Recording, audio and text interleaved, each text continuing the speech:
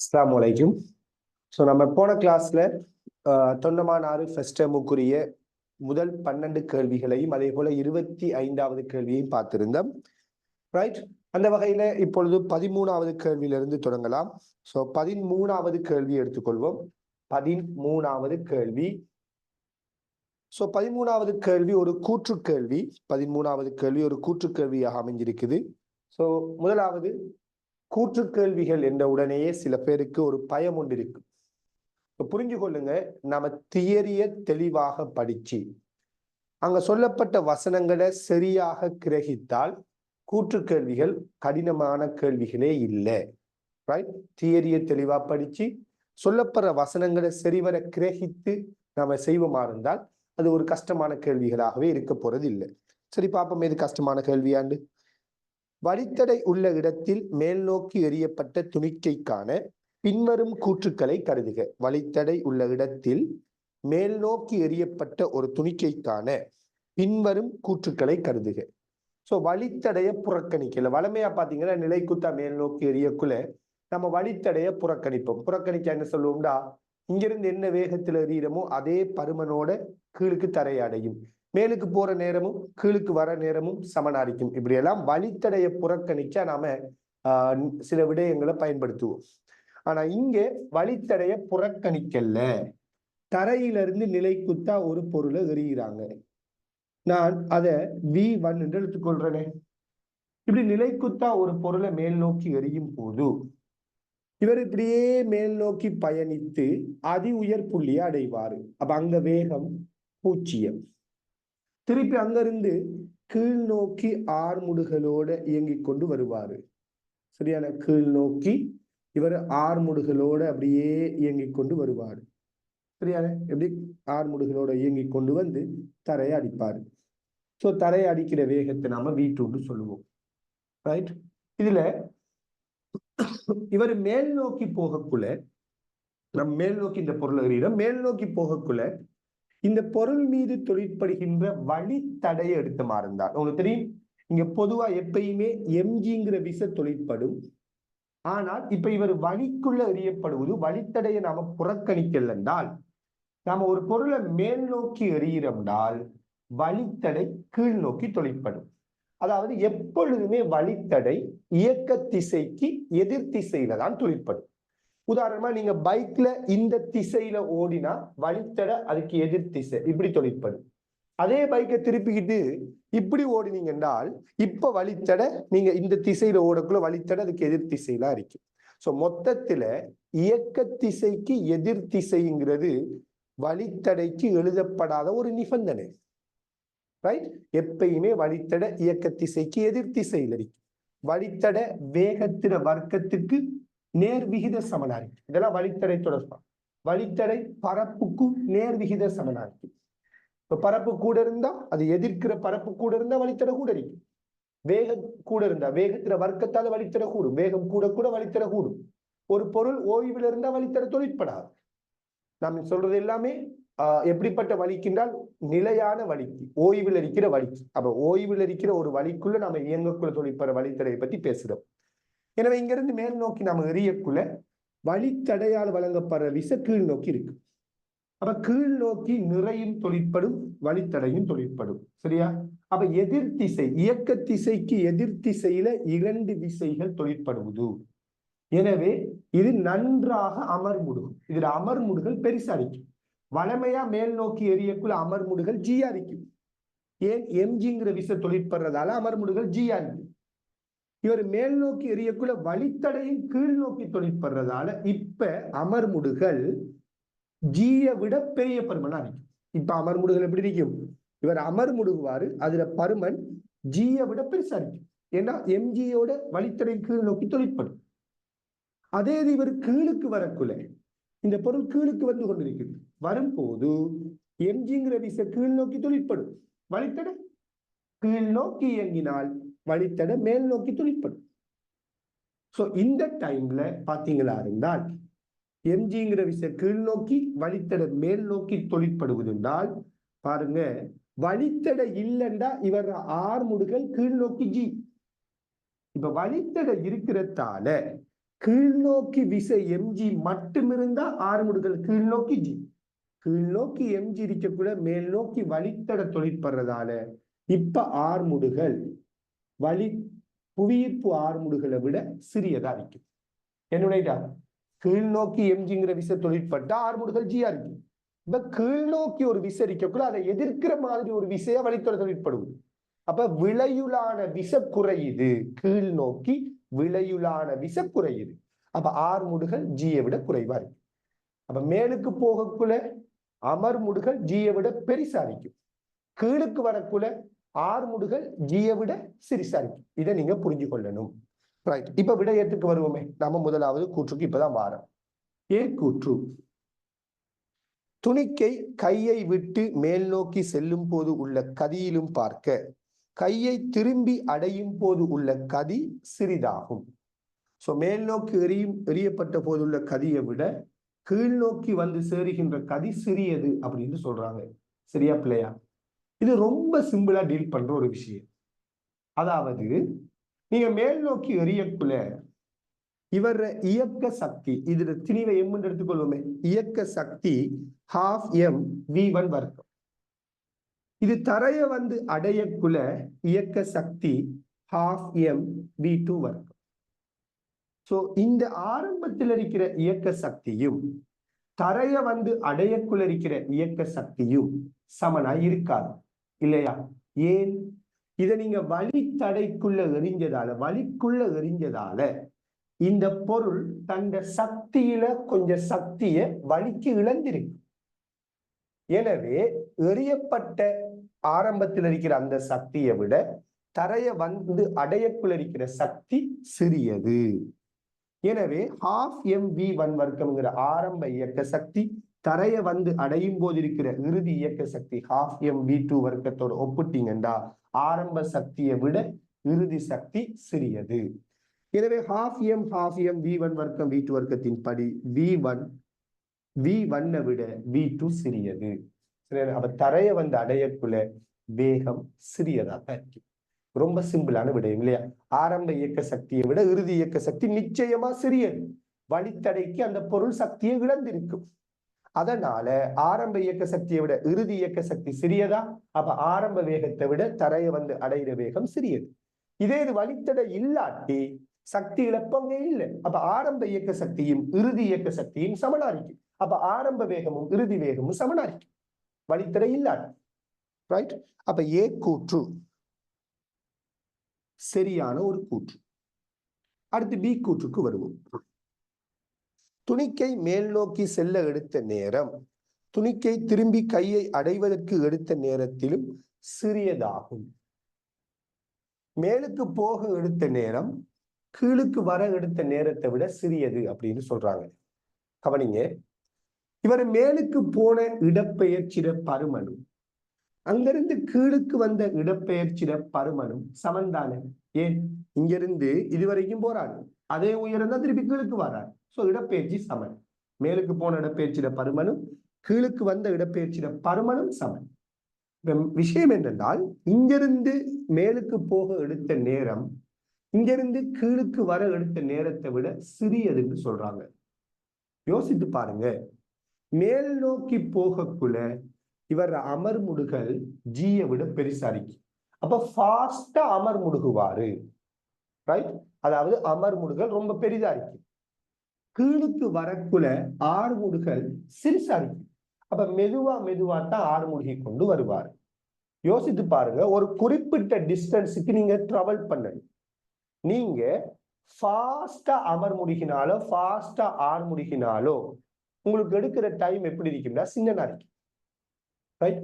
அதே இது நீங்க மெதுவாக அமர்முடுகி கொண்டு மெதுவாக ஆறுமுடுகி கொண்டு போறீங்க என்றால் அந்த டிராவலிங் எடுக்கிற டைம் எப்படிப்பட்டதா இருக்கும்னால் அந்த டிராவலிங் எடுக்கிற டைம் பொதுவாக எப்படிப்பட்டதா இருக்கும்னால் பெரியதாக இருக்கும். அந்த அடிப்படையில வெறுமனே ஆறுமுடுகள் அமர்முடுகளோட பருமன்களை மட்டும் யோசிக்கக்குள்ள இங்க ஆறுமுடுகள் பெருசா இருக்குது அல்லது அமர்முடுகள் பெருசா இருக்குதுன்னா ஃபாஸ்டா ஓய்வுக்கு வரும். இங்க ஆறுமுடுகள் சிறுசா இருக்குதுன்னா மெதுவாகத்தான் இது ஆறுமுடுகுது. அப்ப இந்த டிராவல் இந்த டிஸ்டன்ஸ் கடக்கிறதுக்கு கூட டைம் எடுத்திருக்கும். அந்த அடிப்படையில அதை யோசித்திருந்தால் மேல் நோக்கி செல்ல எடுத்த நேரம் துணிக்கை திரும்பி கையை அடைய எடுத்த நேரத்திலும் சிறியதாகுங்கிற கூற்றை நாம் இணைஞ்சிருக்கலாம் சரி கண்டிருக்க முடியும். சரியானே? இருந்தாலும் இதுல சில பேருக்கு ஒரு டவுட் இருக்கும். அதாவது இந்த ஆர்முடுகள் அமர்முடுகளோட பருமன்களை வச்சு கொண்டு பூரணமாக இந்த ஐடியா இந்த டைமை வந்துட்டு நம்ம விளங்கி கொண்டு சில நேரங்களில் கஷ்டமா இருக்கலாம். எனவே நான் இப்போ உங்களுக்கு இதை எப்படி சமன்பாட்டுக்குள்ளால டீல் பண்றதுங்கிற விடயத்தை சொல்றேன். சோ கவனிங்க, நாம இந்த பொருளை மேல் நோக்கி V1ங்கிற வேகத்துல எறிகிறோம். இது ஆரம்ப வேகம். இது அதி உயர் புள்ளியை அடையுது, வேகம் 0. சோ மேல் நோக்கிய இயக்கத்தை மட்டும் கருதினால் இது ஆரம்ப வேகம், இது இறுதி வேகம். சரியா? எனவே மேல் நோக்கிய இயக்கத்துல ஆரம்ப வேகம் V1, இறுதி வேகம் என்ன? 0. இப்படி மேலுக்கு போக எடுத்த நேரத்தை நாம T1 எடுப்போமே. சரியா? மேலுக்கு போக எடுத்த நேரம் என்ன? T1. எனவே S சமன் VT மைனஸ் ½ AT² சமன்பாடை நாம் மேல் நோக்கி யோசிக்கிறேன். S சமன் VT மைனஸ் ½ AT² சமன்பாடு இருக்கிறதா இல்லையா? இதை நம்ம மேல் நோக்கி யோசி. இப்ப பாருங்க, ஆரம்ப வேகம் V1, இறுதி வேகம் என்ன? 0. இதுல இருந்து இதுவரைக்கும் போராடு. உயரத்தை H எடுப்போமே, இடப்பெயர்ச்சி H, இறுதி வேகம் 0. அப்ப இவ்வளவும் 0 மைனஸ் ½ இன்டு அமர்முடுகள் மைனஸ் எடுப்போம் அமர்முடுகளை இன்டு T வர்க்கம். எனவே T1 வர்க்கம் என்று வரும். இங்கிருந்து மேலுக்கு போனதுக்குரிய உயரத்துக்கு சமன்பாடு ½ T1 வரும். திருப்பி இங்கிருந்து கீழுக்கு வாராரு, இந்த நிகழ்வு எடுப்போம். இது மேல் நோக்கிய இயக்கம். இப்ப கீழ் நோக்கிய இயக்கத்தை எடுப்போம். இவருக்கு நான் S சமன் UT பிளஸ் ½ AT² சமன்பாடு பாவிக்கிறேன். யாருக்கு? கீழ் நோக்கிய இயக்கத்துக்கு. சோ இங்க இருந்து இந்த பொருள் இங்க வாராரு. இதுக்கு அடுத்த டைமை நான் T2 எடுக்கிறேன். சோ இடப்பெயர்ச்சி எவ்வளவு? இங்க இருந்து இங்க வாராருன்னா இடப்பெயர்ச்சி H. ஆரம்ப வேகம் என்ன? கீழ் நோக்கிய இயக்கத்துல ஆரம்ப வேகம் என்ன? 0. அப்ப UT 0. சோ UT 0 என்றால் ½ கீழ் நோக்கிய இயக்கம் ஆர்முடுகள், இவர் ஆர்முடுகள். இது வேணா நம்ம A1 போட்டுட்டு வருவோம். இவர் ஆர்முடுகள் A2 இன்டு T2 வர்க்கம். இப்படி வருமா இல்லையா? இப்ப சில பேருக்கு ஒரு யோசனை, அதென்னது இங்க நீங்க S சம VT மைனஸ் ½ AT² சமன்பாடை அங்க S சம UT பிளஸ் ½ AT² சமன்பாடை பாவிச்சிங்கன்னு யோசிப்பீங்க. ஏன் பாவிச்சேன்? ஏண்டால் நமக்கு இந்த பருமன்களை போடுறது விருப்பம் இல்லை. ஏண்டா இந்த பருமன்கள் எல்லாம் நமக்கு தெரியாது. ஆனா நமக்கு எது தெரியும்னா மேல் நோக்கிய இயக்கத்துல இறுதி வேகம் 0 என்று தெரியும். அப்ப இறுதி வேகம் வார சமன்பாடை யூஸ் பண்றேன். கீழ் நோக்கிய இயக்கத்தை பொறுத்தவரையில ஆரம்ப வேகம் 0 என்று தெரியும். அதனால ஆரம்ப வேகம் வார சமன்பாடை யூஸ் பண்றேன். விளங்குதா? இப்ப இது ரெண்டு சமன்பாடு. இப்ப இது ரெண்டையும் சமப்படுத்துங்க. ½ A1 T1 வர்க்கம் தான் ½ A2 T2 வர்க்கம்.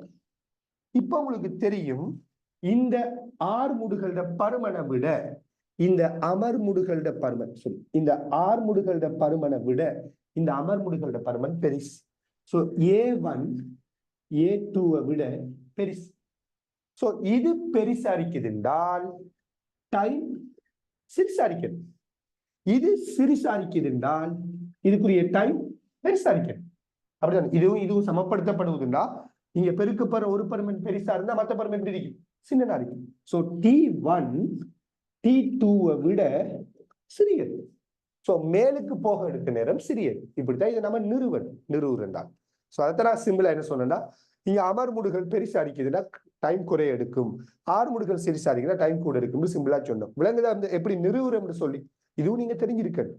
ஏண்டா இப்ப ஒரு கேள்வி வந்துட்டு இன்னும் கொஞ்சம் டீப்பா வரக்குள்ள நீங்க யோசிக்கணுமா இருந்தா அதுல ஆரம்பம் அடிப்படை எல்லாமே நம்ம புரிஞ்சு வச்சிருக்கணும். ரைட்?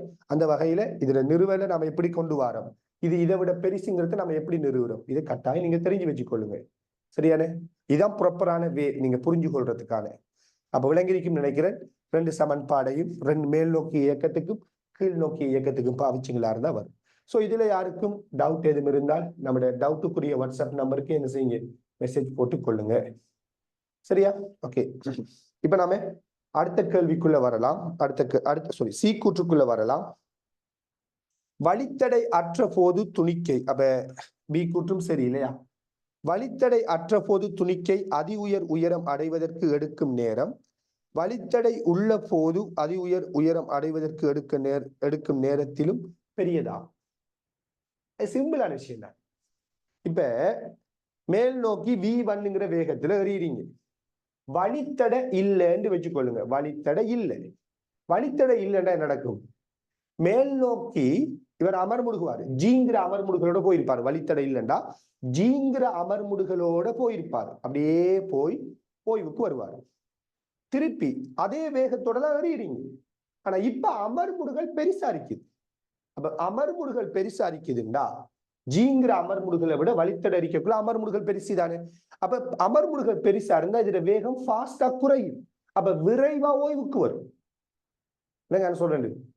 இப்ப ஒரு வாகனம் ஓடிட்டு இருக்குது. ஒரு நல்ல ஒரு வேகத்துல போயிட்டு இருக்குது. சரியானே? ஒரு இடத்துல நிப்பாட்டு பிரேக்க மெதுவா என்ன அழுத்துறாங்க. பிரேக்க நோர்மலா செயற்படுத்துறாங்க. சோ பிரேக்க மெதுவா அழுத்தக்குள்ள வாகனம் சிறிய ஒரு அமர்முடுகளோட போகும். அப்ப என்ன செய்யும்? அந்த வாகனம் அப்படியே சிறிய அமர்முடுகளோட போய் ஒரு இடத்துல ஓய்வுக்கு வரும். இதுக்கு டைம் எடுக்கும். ஒரு வாகனத்துல போய் அதே வேகத்துல போயிட்டு இருக்கிறோம். திடீர்னு ஒருத்த முழுக்கு பாயிறான். அப்ப சடுதியா பிரேக் அடிப்போம். அப்ப அமர்முடுகள் பெருசு. அப்ப சடுதியா அது ஓய்வுக்கு வரும். அமர்முடுகள் பெருசா இருந்தா விரைவா ஓய்வுக்கு வரும். அது சிம்பிளான விஷயம் தான். ஒரு யதார்த்தம் தானே இது. எனவே சி கூற்று சரியான ஒரு கூற்று. சோ ABC எல்லாமே சரியான கூற்றுக்கள். இல்லைங்கதா? ரைட். இப்ப நாம 14வது கேள்விக்கு போவோம். 14வது கேள்வி.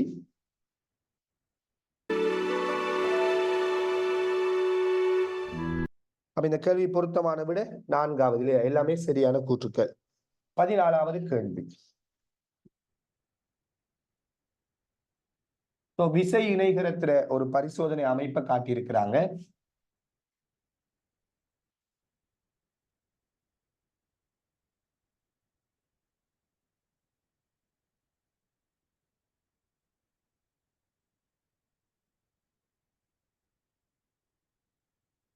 படத்தில் உள்ளவாறு குற்றிகள் சமநிலையில் இருப்பின் தெரியாத திணிவு M1 M2வின் பெருமானங்கள் என்ன?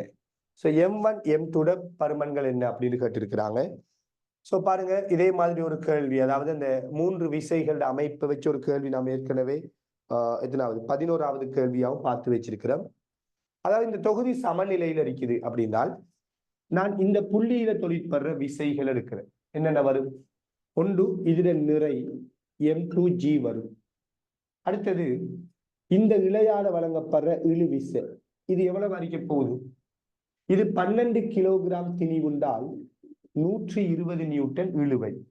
இந்த திணிவு ஓய்வில் அளிக்குதுண்டால் இதுல நிறை இதுல இழுவைக்கு சமன். கீழ் நோக்கிய விசை மேல் நோக்கிய விசைக்கு சமன். ஏன்? ஓய்வில் அளிக்குது. எனவே இந்த இழை வழியே இழுவிசை மாறாது. ஏன் இழுவிசை மாறாது என்றால் இது ஒரு இலேசான இழை. அதெல்லாம் கேள்வியில உண்மையா சொல்லல, அவங்க ஒன்றையுமே சொல்லல. நம்ம இந்த பிராக்டிக்கல் செட்டப்பை வச்சு யோசிப்போம். இலேசான இழை. அதே மாதிரி ஒப்பமான கப்பி. சோ ஒப்பமான கப்பியின் மீது இலேசான ஒரு இழை செல்லுகின்றால் அந்த இழை வழியே இழுவிசை பருமன் மாறாது. எனவே இங்க 120 நியூட்டன் தான். இந்த இழை வழியே இழுவிசை மாறாது. அப்ப இதுவரைக்கும் இழுவிசை 120 தான். இவ்வளவு ஒரு இழை.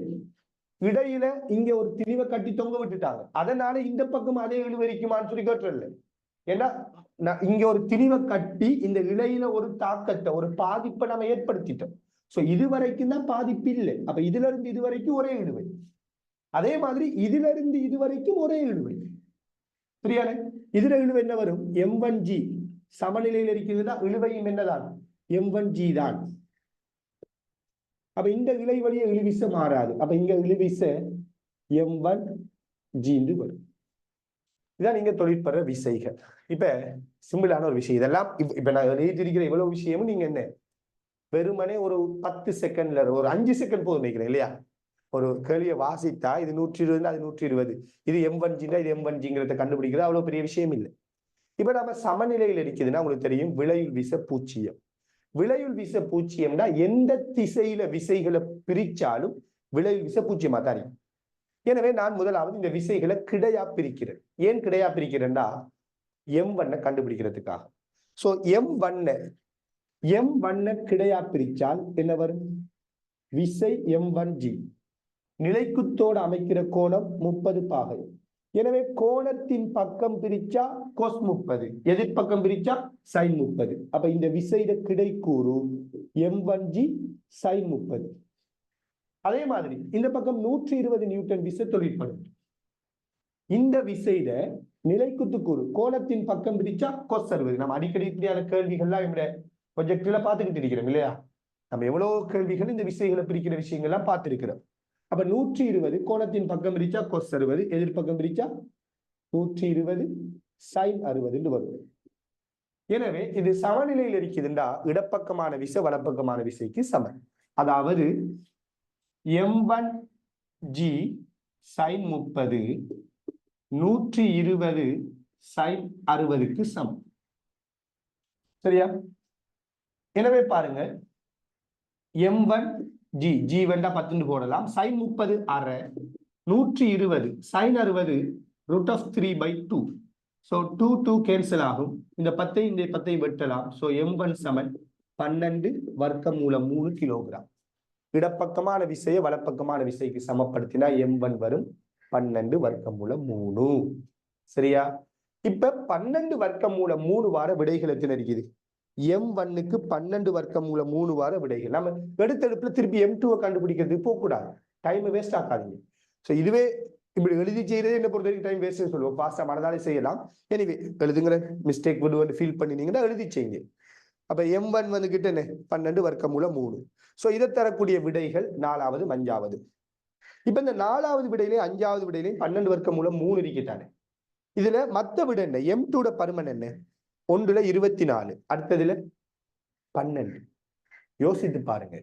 நிச்சயமா இந்த M2 திணிவு 12 விட பெருசா இருக்கு. ஏன்? இந்த திணிவு 12 கிலோகிராம். இதுக்கு இடைப்பட்ட கோணம் 90 பாகையே.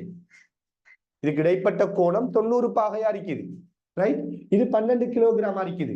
சோ உங்களுக்கு தெரியும் இரண்டு விசைகள் F1 F2 இரண்டு விசைகள் செங்குத்தாக தொழிற்பட்டால் இந்த விசைகளோட விளையுள், இந்த விசைகள் ரெண்டுட விளையுள் எடுத்தமா இருந்தால் அந்த விளையுள் இந்த இரண்டு விசைகளோட வர்க்கங்களோட கூட்டுத்தொகை எடுத்து வர்க்கமூலப்படுத்துறதுக்கு சமனா இருக்கு. அதாவது வர்க்கமூலம் F1 வர்க்கம் பிளஸ் F2 வர்க்கத்துக்கு சமம். சோ மொத்தத்துல இந்த இரண்டு விசை செங்குத்தா தொழிற்பட்டா அந்த இரண்டு விசைகளோட வர்க்கத்தை கூட்டி வர்க்கமூலம் எடுக்கிறதா விளையுள் விசை தெரியும். அப்ப நிச்சயமா விளையுள் F1 விட F2 விட பெருசா இருக்கும். ஆக இது ரெண்டும் ஒன்றுக்கொண்டு செங்குத்தா இருக்குதுன்னா இவங்க ரெண்டு பேர விளையுள் தானே இதை சமப்படுத்தும். 3 விசைகள் தொழிற்பட்டு ஒரு உடல் சமநிலையில் இருக்குதுன்றால் இரு விசைகளின் விளையுள் 3வது விசைக்கு சமனும் எதிர்மாறிக்கும். அப்ப இந்த ரெண்டு விசையோட விளையுள் இந்த விசைக்கு சமனும் எதிர்மாறும். அப்ப இந்த ரெண்டு விசையோட விளையுளை பொறுத்த வரையில இது 12 கிலோகிராம், இது M1. அப்ப நிச்சயமா இவங்க ரெண்டு பேர விளையுள் 12 விட பெருசா இருக்கிறது. ஆக பொருத்தமான விட 4வது 24 தான் வரலாம். 12 வர இயலாது. விளங்குதா? அப்ப நீங்க என்ன செய்யக்கூடாது? எல்லாத்தையும் செஞ்சுட்டு இருக்காங்க. அதான் டைம் காணான்னு சொல்றது. எல்லாத்துக்கும் எழுதுறதும் பெருசா போட்டு செய்யறதும் ரைட். நீங்க வந்துட்டு பெரிய ஆட்கள், நீங்க வந்துட்டு 7 லெவல் படிக்கிறீங்க, நீங்க வந்துட்டு 8ஆம் ஆண்டு படிக்கல. நீங்க அப்ப எல்லாத்தையும் சின்ன புள்ள மாதிரி எழுதி செய்யற ஆட்கள் அறிக்கையிலாது.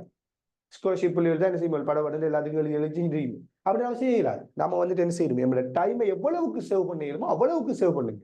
அதான் நான் சொல்றேன். இப்படி எழுதி இதை சமப்படுத்தி நான் காட்டினது உங்களை விளங்கப்படுத்துறதுக்கு தான்.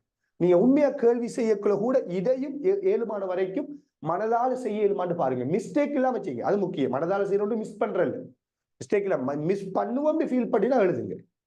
பை மிஸ்டேக் வரக்கூடாது. அது முக்கியம். பை மிஸ்டேக் வந்து சொல்லக்கூடாது, காரணமா சொல்லக்கூடாது. எக்ஸாம்ல செஞ்சு விட்டு வந்து சொல்றேன் கொஞ்சம் பேர் கேள்வி ஈஸி தான், நான் மிஸ் பண்ணிட்டேன்மா. ரைட்? அது என்ன செய்யறது வச்சு மார்க்ஸ் வராதுதான். அது அது நமக்கு நாமளே சொல்லிக்கொள்ள ஒரு ஆறுதல். அதனால ஒரு பிரயோசனம் இல்லை நமக்கு. ஸோ மிஸ்டேக் விடுறதுனா நீ பிழை விடுறான்னு அர்த்தம். அவ்வளவுதான். அதெல்லாம் நியாயப்படுத்தி கொண்டு இருக்க தேவையில்லை. நமக்கு ஆறுதல்படுத்தி கொண்டு இருக்க தேவையில்லை. பிழை விடாத, மிஸ்டேக் விடாது.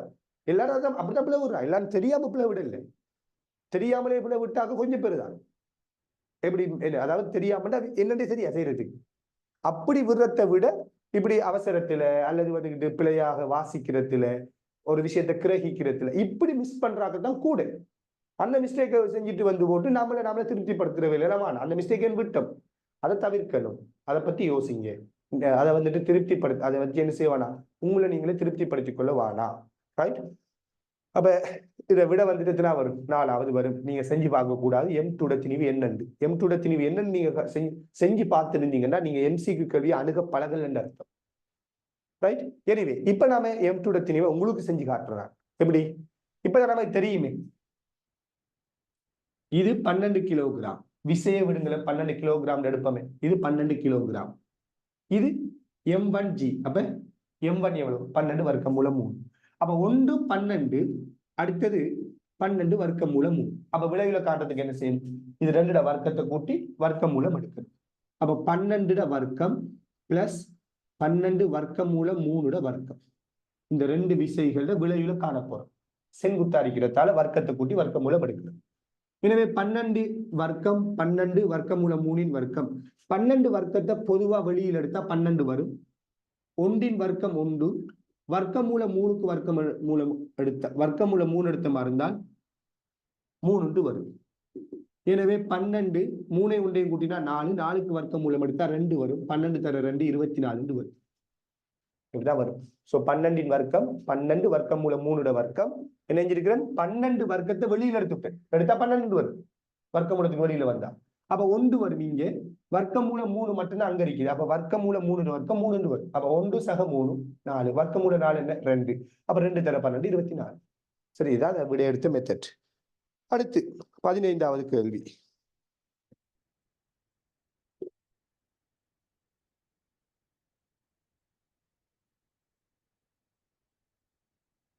இதுவரைக்கும் பாத்தீங்கன்னா பெரிய ஒரு டஃப்பான கேள்விகள்லாம் ஒன்றும் இருக்கல.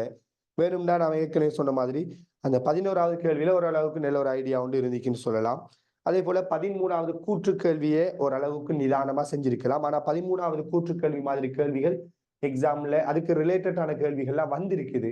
டியூட்டோரியல் எடுத்து செஞ்சு பார்த்துருந்தீங்கனாலே நீங்க அதை ஃபேஸ் பண்ணிருக்கலாம். அதுக்கு ரிலேட்டடான கேள்விகள் 13வது கேள்விக்கு ரிலேட்டடான கேள்விகளை நீங்க பார்த்திருக்க முடியும். ரைட். அப்ப இப்ப இதுவரைக்கும் நம்ம செஞ்ச கேள்விகளை பாத்தீங்கன்னா அவ்வளவு பெரிய கடினமான கேள்விகள் இல்லை. சரி, 15வது கேள்வியை பார்ப்போமே. ஏதாச்சும் கஷ்டமா இருக்காண்டு.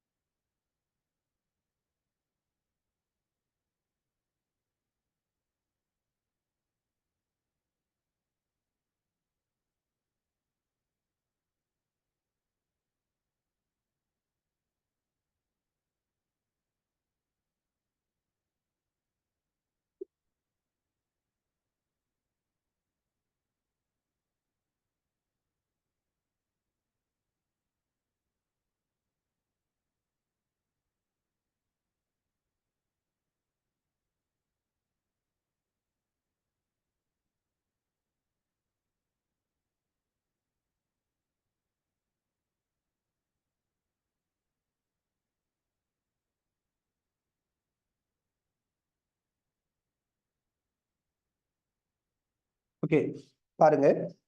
உருவில் காட்டியவாறு 8 4 4 4 எனும் திணிவுகள் வைக்கப்படும் போது விளையுள் ஈர்ப்பு மையம் M5 திணிவு உள்ள ஆள்கூறுகளில் காணப்படின். M5 இந்த அறிக்கை காணப்படின் M1 திணிவு யார்? இதான் கேள்வி. M1 திணிவு என்ன? கவனிங்க, உண்மையிலேயே ரொம்ப சிம்பிளான ஒரு கேள்விதான் இந்த கேள்வி. இதுக்கு ரிலேட்டடான கேள்விகளை நீங்க பாஸ் பேப்பர்லயே பார்க்க முடியும். பாஸ் பேப்பர்லயே இந்த மாதிரி கேள்விகளை நீங்க பார்க்கலாம்.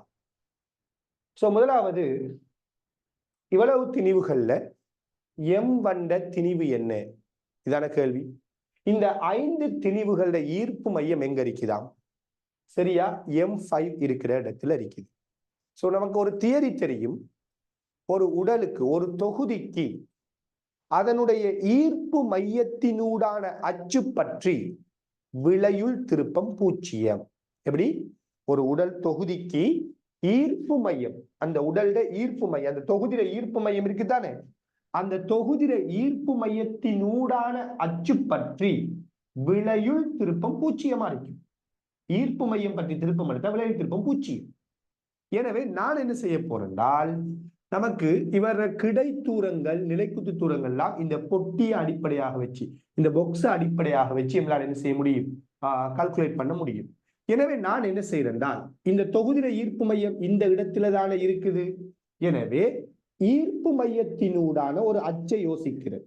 உதாரணமா நான் நிலைக்குத்து அச்சு எடுக்கிறேன். நீங்க விரும்பினா கிடை அச்சையும் பாவிக்கலாம். ஈர்ப்பு மையத்தினூடான அச்சு பற்றி விளையுள் திருப்பம் என்ன, 0. எனவே இந்த அச்சு பற்றி நாம திருப்பம் எடுத்தால் ஈர்ப்பு மையத்தினூடான அச்சு பற்றி விளையுள் திருப்பம், திணிவுகளோட விளையுள் திருப்பம் 0. அதாவது வலப்பக்கமான வலஞ்சுழியான திருப்பம் இடஞ்சுழியான திருப்பத்துக்கு சமன். எனவே இந்த அச்சிலிருந்து பார்த்தீங்கன்றால் 4 கிலோகிராம் திணிவு எவ்வளவு தூரத்தில் இருக்குது. இதை நாம கேள்வியில சும்மா எக்ஸ் y என்று போட்டிருக்கிறாங்க, 1 2 போட்டிருக்கிறாங்க. நாமளும் 1 2 எடுப்போம். இந்த நீளத்தை 1 எடுப்போமே, என்ன அழகாக இருந்து போட்டும். இந்த நீளம் எவ்வளவு தூரம், 1 எடுப்போம். அப்ப இந்த அச்சிலிருந்து 4 கிலோகிராமுக்கான செங்குத்து தூரம் எவ்வளவு, 1. எனவே திணிவு 4, தூரம் 1. எந்த பக்கம் இருக்குது, வலப்பக்கம். அப்ப 4 தர 1. இந்த அச்சிலிருந்து இந்த 4 கிலோகிராம் எவ்வளவு தூரம், 1 2 3. அப்ப 4 தர 3. இந்த அச்சிலிருந்து இந்த M1 திணிவு எவ்வளவு தூரம், 1. எனவே M1 தர 1. இந்த அச்சு பற்றி வலப்பக்கமான திணிவுகள திருப்பம் இடப்பக்கமான திணிவுகள திருப்பத்துக்கு சமன். அந்த தியரியை நம்ம அப்ளை பண்றோம். ஏன்னா விளையுள் திருப்பம் 0 ஈர்ப்பு மையம் பற்றி. எனவே இந்த அச்சிலிருந்து 8 கிலோகிராம் தூரம், 1 2 3, திணிவு 8. அப்ப 8 தர 3. அவ்வளவுதான். இப்ப விட ரெடி தானே இல்லையா. 4 தர 3 12, 12 4 16, 16 3 தர 8 24, 24 போய் அங்கால கழிப்பட்டா 24ல 16 கழிப்பட்டா 8. அப்ப M தர 1 M தான், சாரி M1 தர 1 M தான், ரைட். 24ல இருந்து 16 கழிப்பட்டிக்கின்றால் 8 வரும். ஸோ M1 பருமன் 8 கிலோகிராமா இருக்கணும். ஸோ இந்த கேள்விக்கு 15வது கேள்விக்கு பொருத்தமான விட 3வது. விளங்குதா? அது ஒரு சின்ன ஒரு கேள்விதான், பெரிய ஒரு ஐடியாவெல்லாம் ஒன்றும் இல்லை. திணிவு மையத்தின் ஈர்ப்பு மையம் அல்லது திணிவு மையத்தின் ஊடான அச்சு பற்றி விளையுள் திருப்பம் 0ங்கிற பழமையான நம்மளோட ஐடியாவை நம்ம அந்த தியரியை நம்ம அப்ளை பண்றோம், ரைட். இப்ப இதுக்கு சில பேர் இப்படியெல்லாம் யோசிக்கிறதோ தெரியா.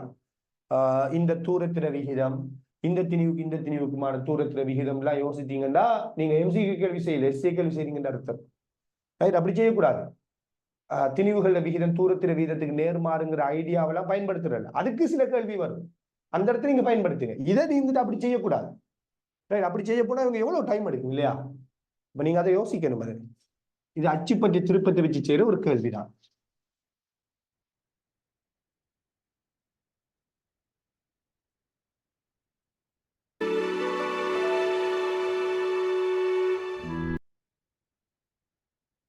அடுத்து 16. சரி, இதாச்சும் கஷ்டமானு பார்ப்போமே. 15 பார்த்துட்டோம், அதுல ஒன்றும் இல்லை. 16 பார்ப்போம்.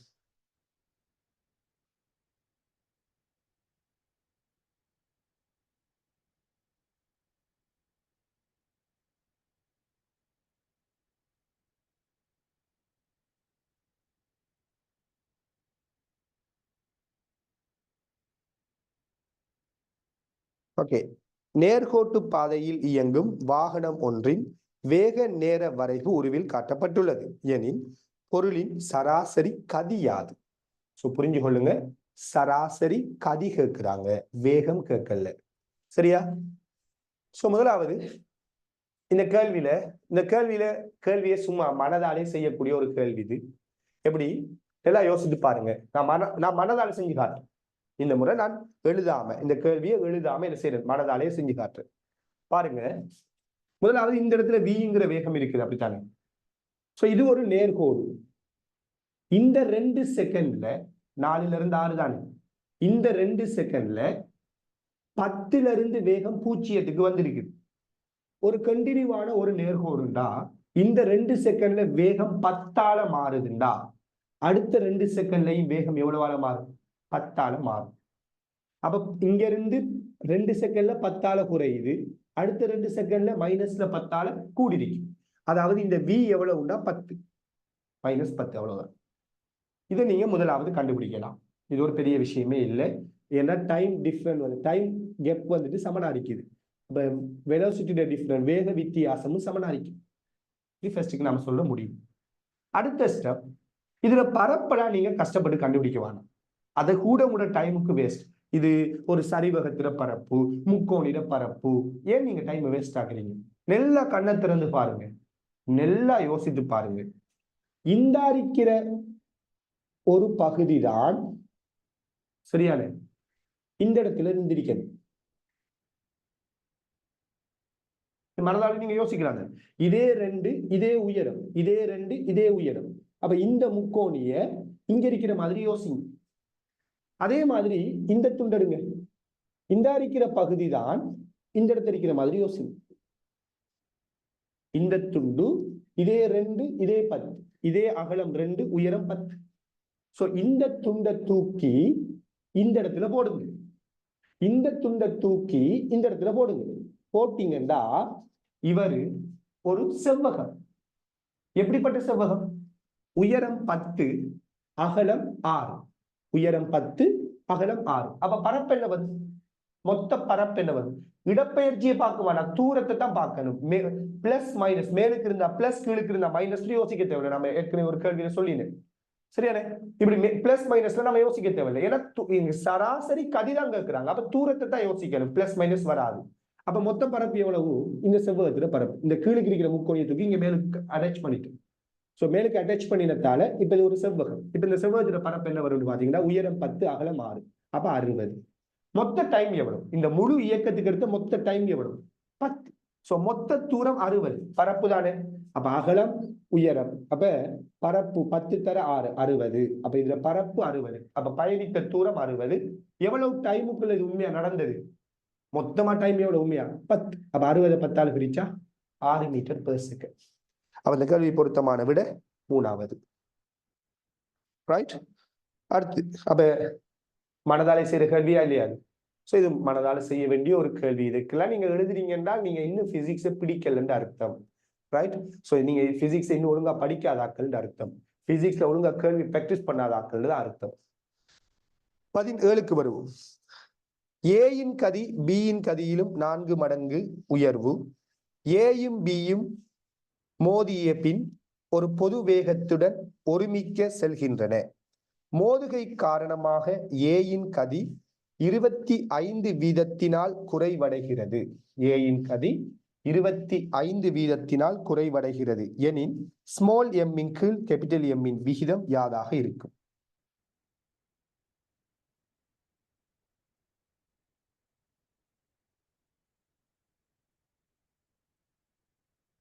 பாருங்க, ஏட கதி பீட கதியை விட 4 மடங்கு உயர்வு.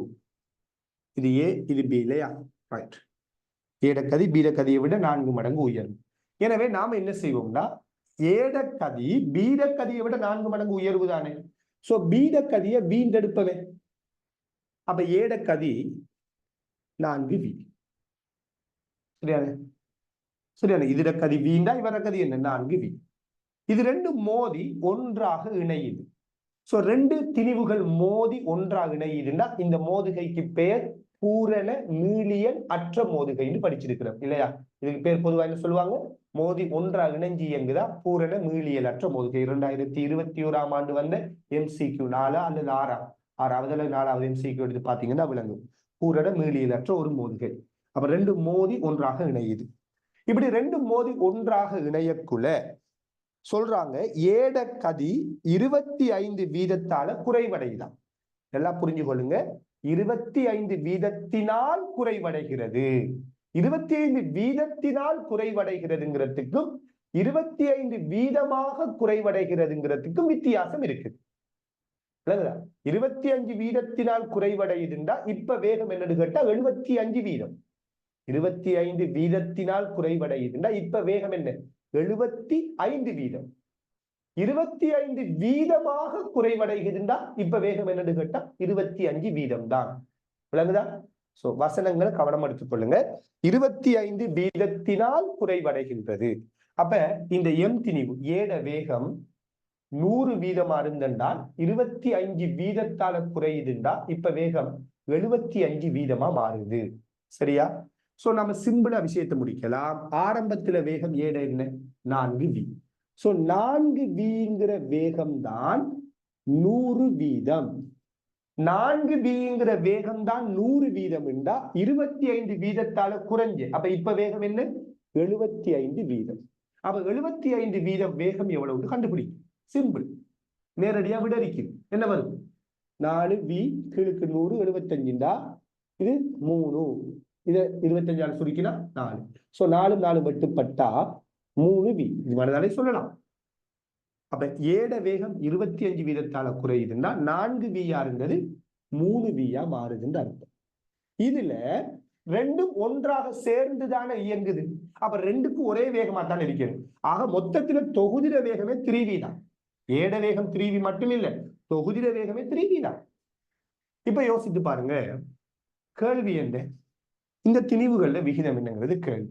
சோ மோதிர ஒரு கேள்வி வந்தா, வெடிக்கிற கேள்வி வந்தா, பிரியிற கேள்வி வந்தா, சேர்ற கேள்வி வந்தா, இது எல்லாத்துக்குமே ஒரே விஷயம், ஏகபரிமாண உந்தக்காப்பு தத்துவம்.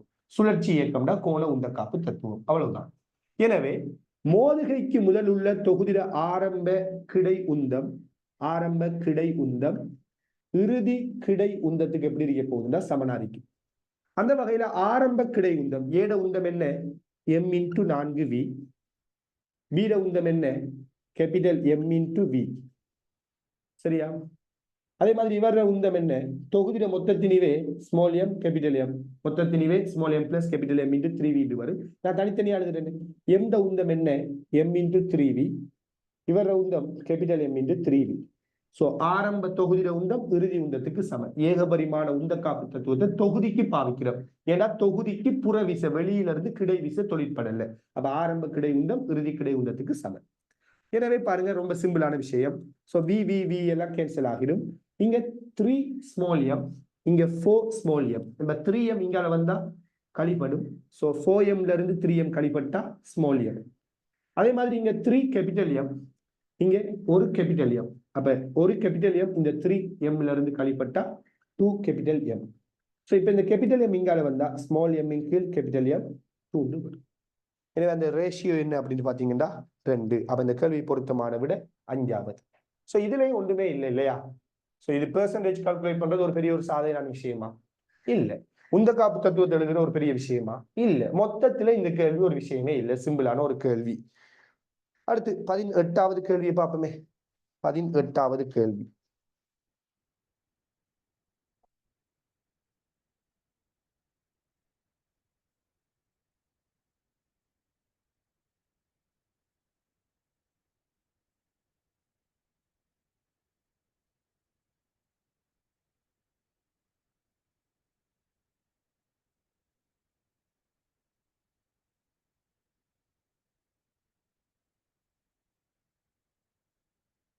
என்ன? உருவில் காட்டியவாறு திணிவு அற்ற கோல் முனை எக்ஸில் இழை ஒன்றினால் கட்டப்பட்டு முனை வையில் தாங்கி ஒன்றினால் தாங்கப்பட்டு உள்ளது. ஆரம்பத்தில் மனிதன் ஜெட்டில் உள்ள போது இழை தொய்வடைந்து உள்ளது. ஆரம்பத்தில் மனிதன் ஜெட்ல இருக்கிறான், இழை தொய்வடைந்து உள்ளதாம்.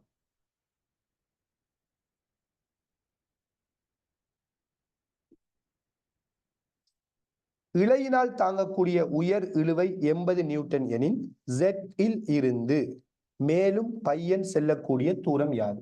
ஜெட்ல இருந்து மனிதன் செல்லக்கூடிய தூரம் என்ன அப்படின்னு கேட்டிருக்கிறாங்க.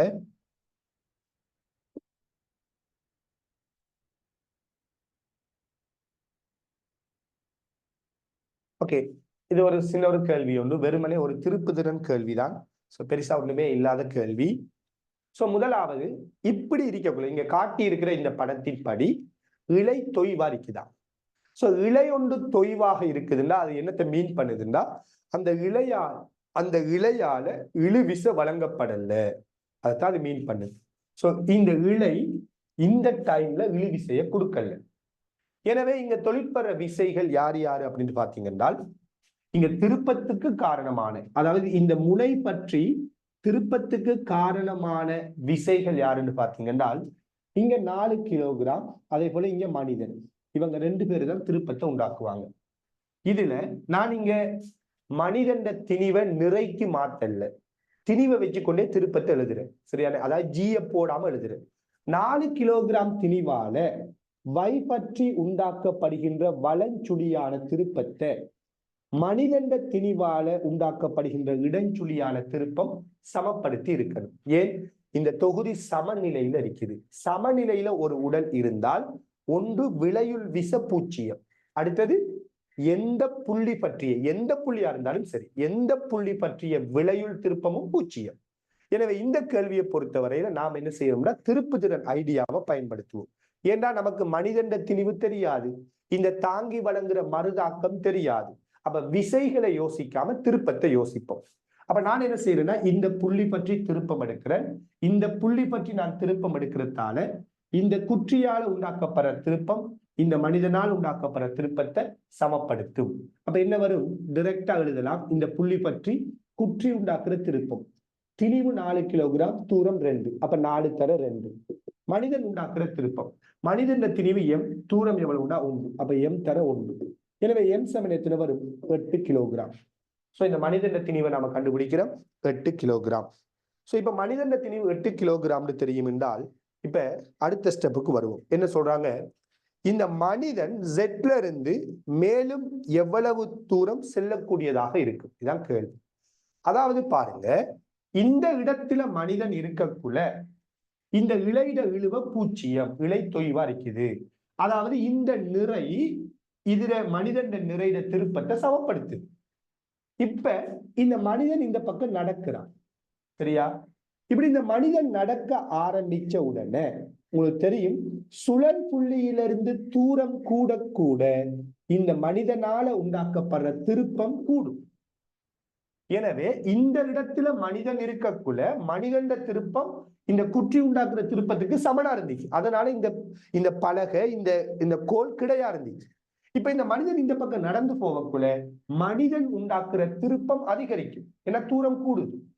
சோ மனிதன் உண்டாக்குற திருப்பம் அதிகரிக்கக்குள்ள இந்த இடஞ்சுழியான திருப்பத்தை சமப்படுத்தும் விதமாக இந்த இழையால ஒரு திருப்பம், ஒரு இழுவிசை உண்டாக்கப்படும். சோ மொத்தத்துல இப்ப இந்த மனிதன் ஒரு மேக்சிமம் தூரத்துக்கு போயிருக்கும் போது, ஒரு மேக்சிமமான ஒரு தூரத்துக்கு போயிருக்கக்குள்ள இந்த இழையினது இழுவை மேக்சிமம் இழுவையான 80 நியூட்டன் அடை. அப்ப இந்த இடத்துல மனிதன் இருக்கக்குள்ள இழுவ பூச்சியம். மனிதன் இந்த பக்கம் நடக்க நடக்க நடக்க மனிதன் உண்டாக்குற திருப்பம் கூடுதல். அப்ப அதை சமப்படுத்த இந்த இழுவிசை வலஞ்சுழியாக திருப்பத்தை ஏற்படுத்த ஆரம்பிக்கும். அப்ப இந்த இழையிட இழுவை கூட ஆரம்பிக்கும். சோ மனிதன் நடந்து நடந்து போக போக அந்த இழுவை கூடிக்கிட்டு வந்துருக்கு. இப்படியே நடந்துட்டு போகக்குள்ள ஒரு டைமுக்கு இவர் உண்டாக்குற திருப்பத்தை சமப்படுத்துறதுக்காக அங்க இழை ஒரு திருப்பத்தை விசையை கொடுக்கும். அந்த விசை எவ்வளவா மாறும்னா 80 நியூட்டனுக்கு வந்து சேரும். இதுக்கு பிறகு இந்த மனிதன் இந்த பக்கம் கால் எடுத்து வச்சான்னு வச்சுக்கொள்ளுங்க, அந்த இழை அறுந்து போயிடும். ஏன்? மனிதன் இந்த பக்கம் நடந்தா இந்த பக்கம் திருப்பம் கூடும். அப்ப அதை சமப்படுத்த இந்த பக்கமும் திருப்பம் கூடல். எனவே இந்த இழையிட இழுவை 80 விட கூடல். ஆனா இழை தாங்கக்கூடிய மேக்சிமம் இழுவை 80 விட இந்த இழையை இழுத்தீங்கண்டா இழை அறுபட்டு. ஏன்னா அந்த இழையால மேக்சிமம் அவ்வளவு தான் தாங்க. அப்ப இதுக்கு அங்கால இவர் போகக்கூடாது. இதுதான் கேள்வி. மேக்சிமம் எவ்வளவு தூரம் போகலாம் இவர்? எனவே மேக்சிமம் தூரத்துல இவர் இருக்காரு. அந்த டைம்ல இழுவிசையும் மேக்சிமமா இருக்குது. இதுக்கு பிறகு இந்த பக்கம் காலடி எடுத்து வச்சிடக்கூடாது. வச்சா அங்க இழுவ கூடும், இந்த திருப்பம் கூட அங்க இழுவ கூடும். அதால இழை அறுந்து போயிடும், ஆட்கள் இருக்கிறப்ப. எனவே இதான் மேக்சிமம் தூரமா. இந்த டைம்ல மறுபடியும் வலஞ்சுழியான திருப்பம் இடஞ்சுழியான திருப்பத்துக்கு நம்ம சமப்படுத்தும். சரியான? இப்ப பாருங்க, 4 கிலோகிராம் திணிவால இப்ப நம்ம விசையை போட்டு யோசிப்போம். சரியா? அந்த விசை தான் இருக்குது, விசையை போட்டு யோசிப்போம். 4 கிலோகிராம்டா 40 நியூட்டனால் உண்டாக்கப்படுற திருப்பம். விசை 40, தூரம் 2, அப்ப 40 தர 2 இவரால் உண்டாக்கப்படுற திருப்பம். அதே வைங்கிற புள்ளி பற்றி இந்த இழையால் உண்டாக்கப்படுற திருப்பம் என்ன? விசை 80, செங்குத்து தூரம் எவ்வளவு? 3. இந்த வலஞ்சுழியான திருப்பம் இவர் உண்டாக்குற திருப்பம், இவர திணிவுதான் நம்ம கண்டுட்டோமே 8, அதாவது நிறை எவ்வளவு? 80 நியூட்டன். அப்ப இவர திருப்பம் என்னன்னு கேட்டா விசை 80, செங்குத்து தூரம் எவ்வளவு? எக்ஸ். அப்ப 80 இன்டு எக்ஸ் இப்படி வரும். எனவே பாருங்க 80 இன்டு எக்ஸ் 40 தர 2 80 தர 3க்கு சமன். எனவே இதுல இருந்து நாம இதை தீர்த்து விடலாம்.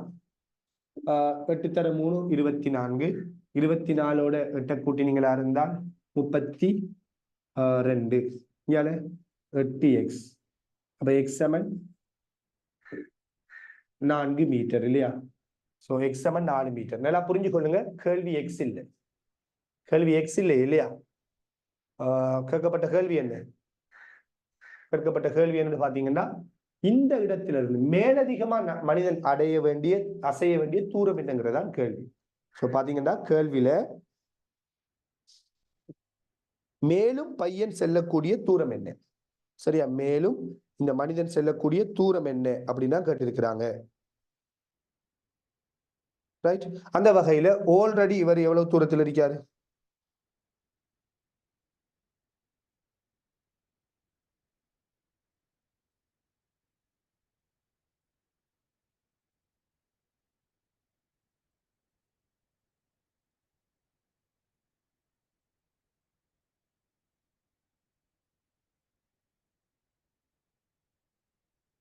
ஆல்ரெடி இவர் 1 மீட்டர் தூரத்தில் இருந்தார் இல்லையா? இப்ப 4 மீட்டருக்கு போயிருக்காருன்னா மேலதிகம் அவர் போன தூரம் எவ்வளவு? மேலதிகமா இவர் போன தூரம் 3 மீட்டர்.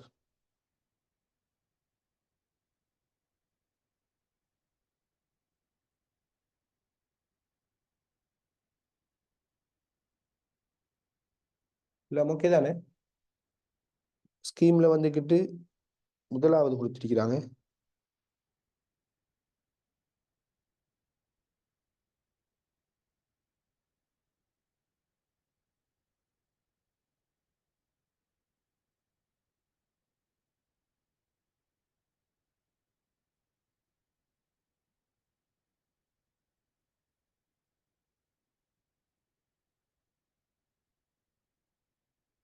இது இவ்வளவு 4 மீட்டர்.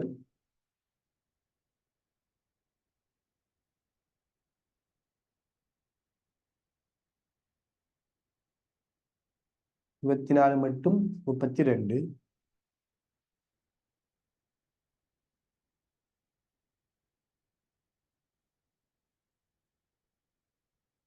இங்க இருந்து 1 மீட்டர் இருந்தா மொத்தமா 4 மீட்டர் இருந்தா இவ்வளவு இல்லை,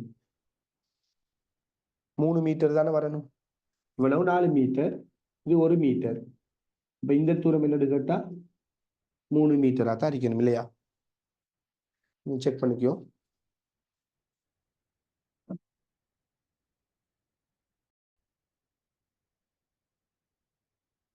அது ஸ்கீம்ல தான் வந்துட்டு பிளரிக்கணும். ஏன்னா வந்துட்டு 3 மீட்டர் தான் வர முடியும். அங்க ஸ்கீம்ல வந்துட்டு 2 மீட்டரை கொடுத்திருக்கிறாங்க, முதலாவது விடையை கொடுத்திருக்கிறாங்க. ஸோ பாத்தீங்கன்னா இங்க இருந்து 4 மீட்டர், இங்க இருந்து 1 மீட்டர் ஆல்ரெடி இருக்குதுன்னா அவர் நடக்க வேண்டிய தூரம் 3 மீட்டர். அப்ப 18வது கேள்விக்குரிய விட 2வது விடையாகத்தான் இருக்க முடியும். சரியா? இப்ப நாம 19வது கேள்விக்குள்ள வரலாம். 19வது கேள்வி,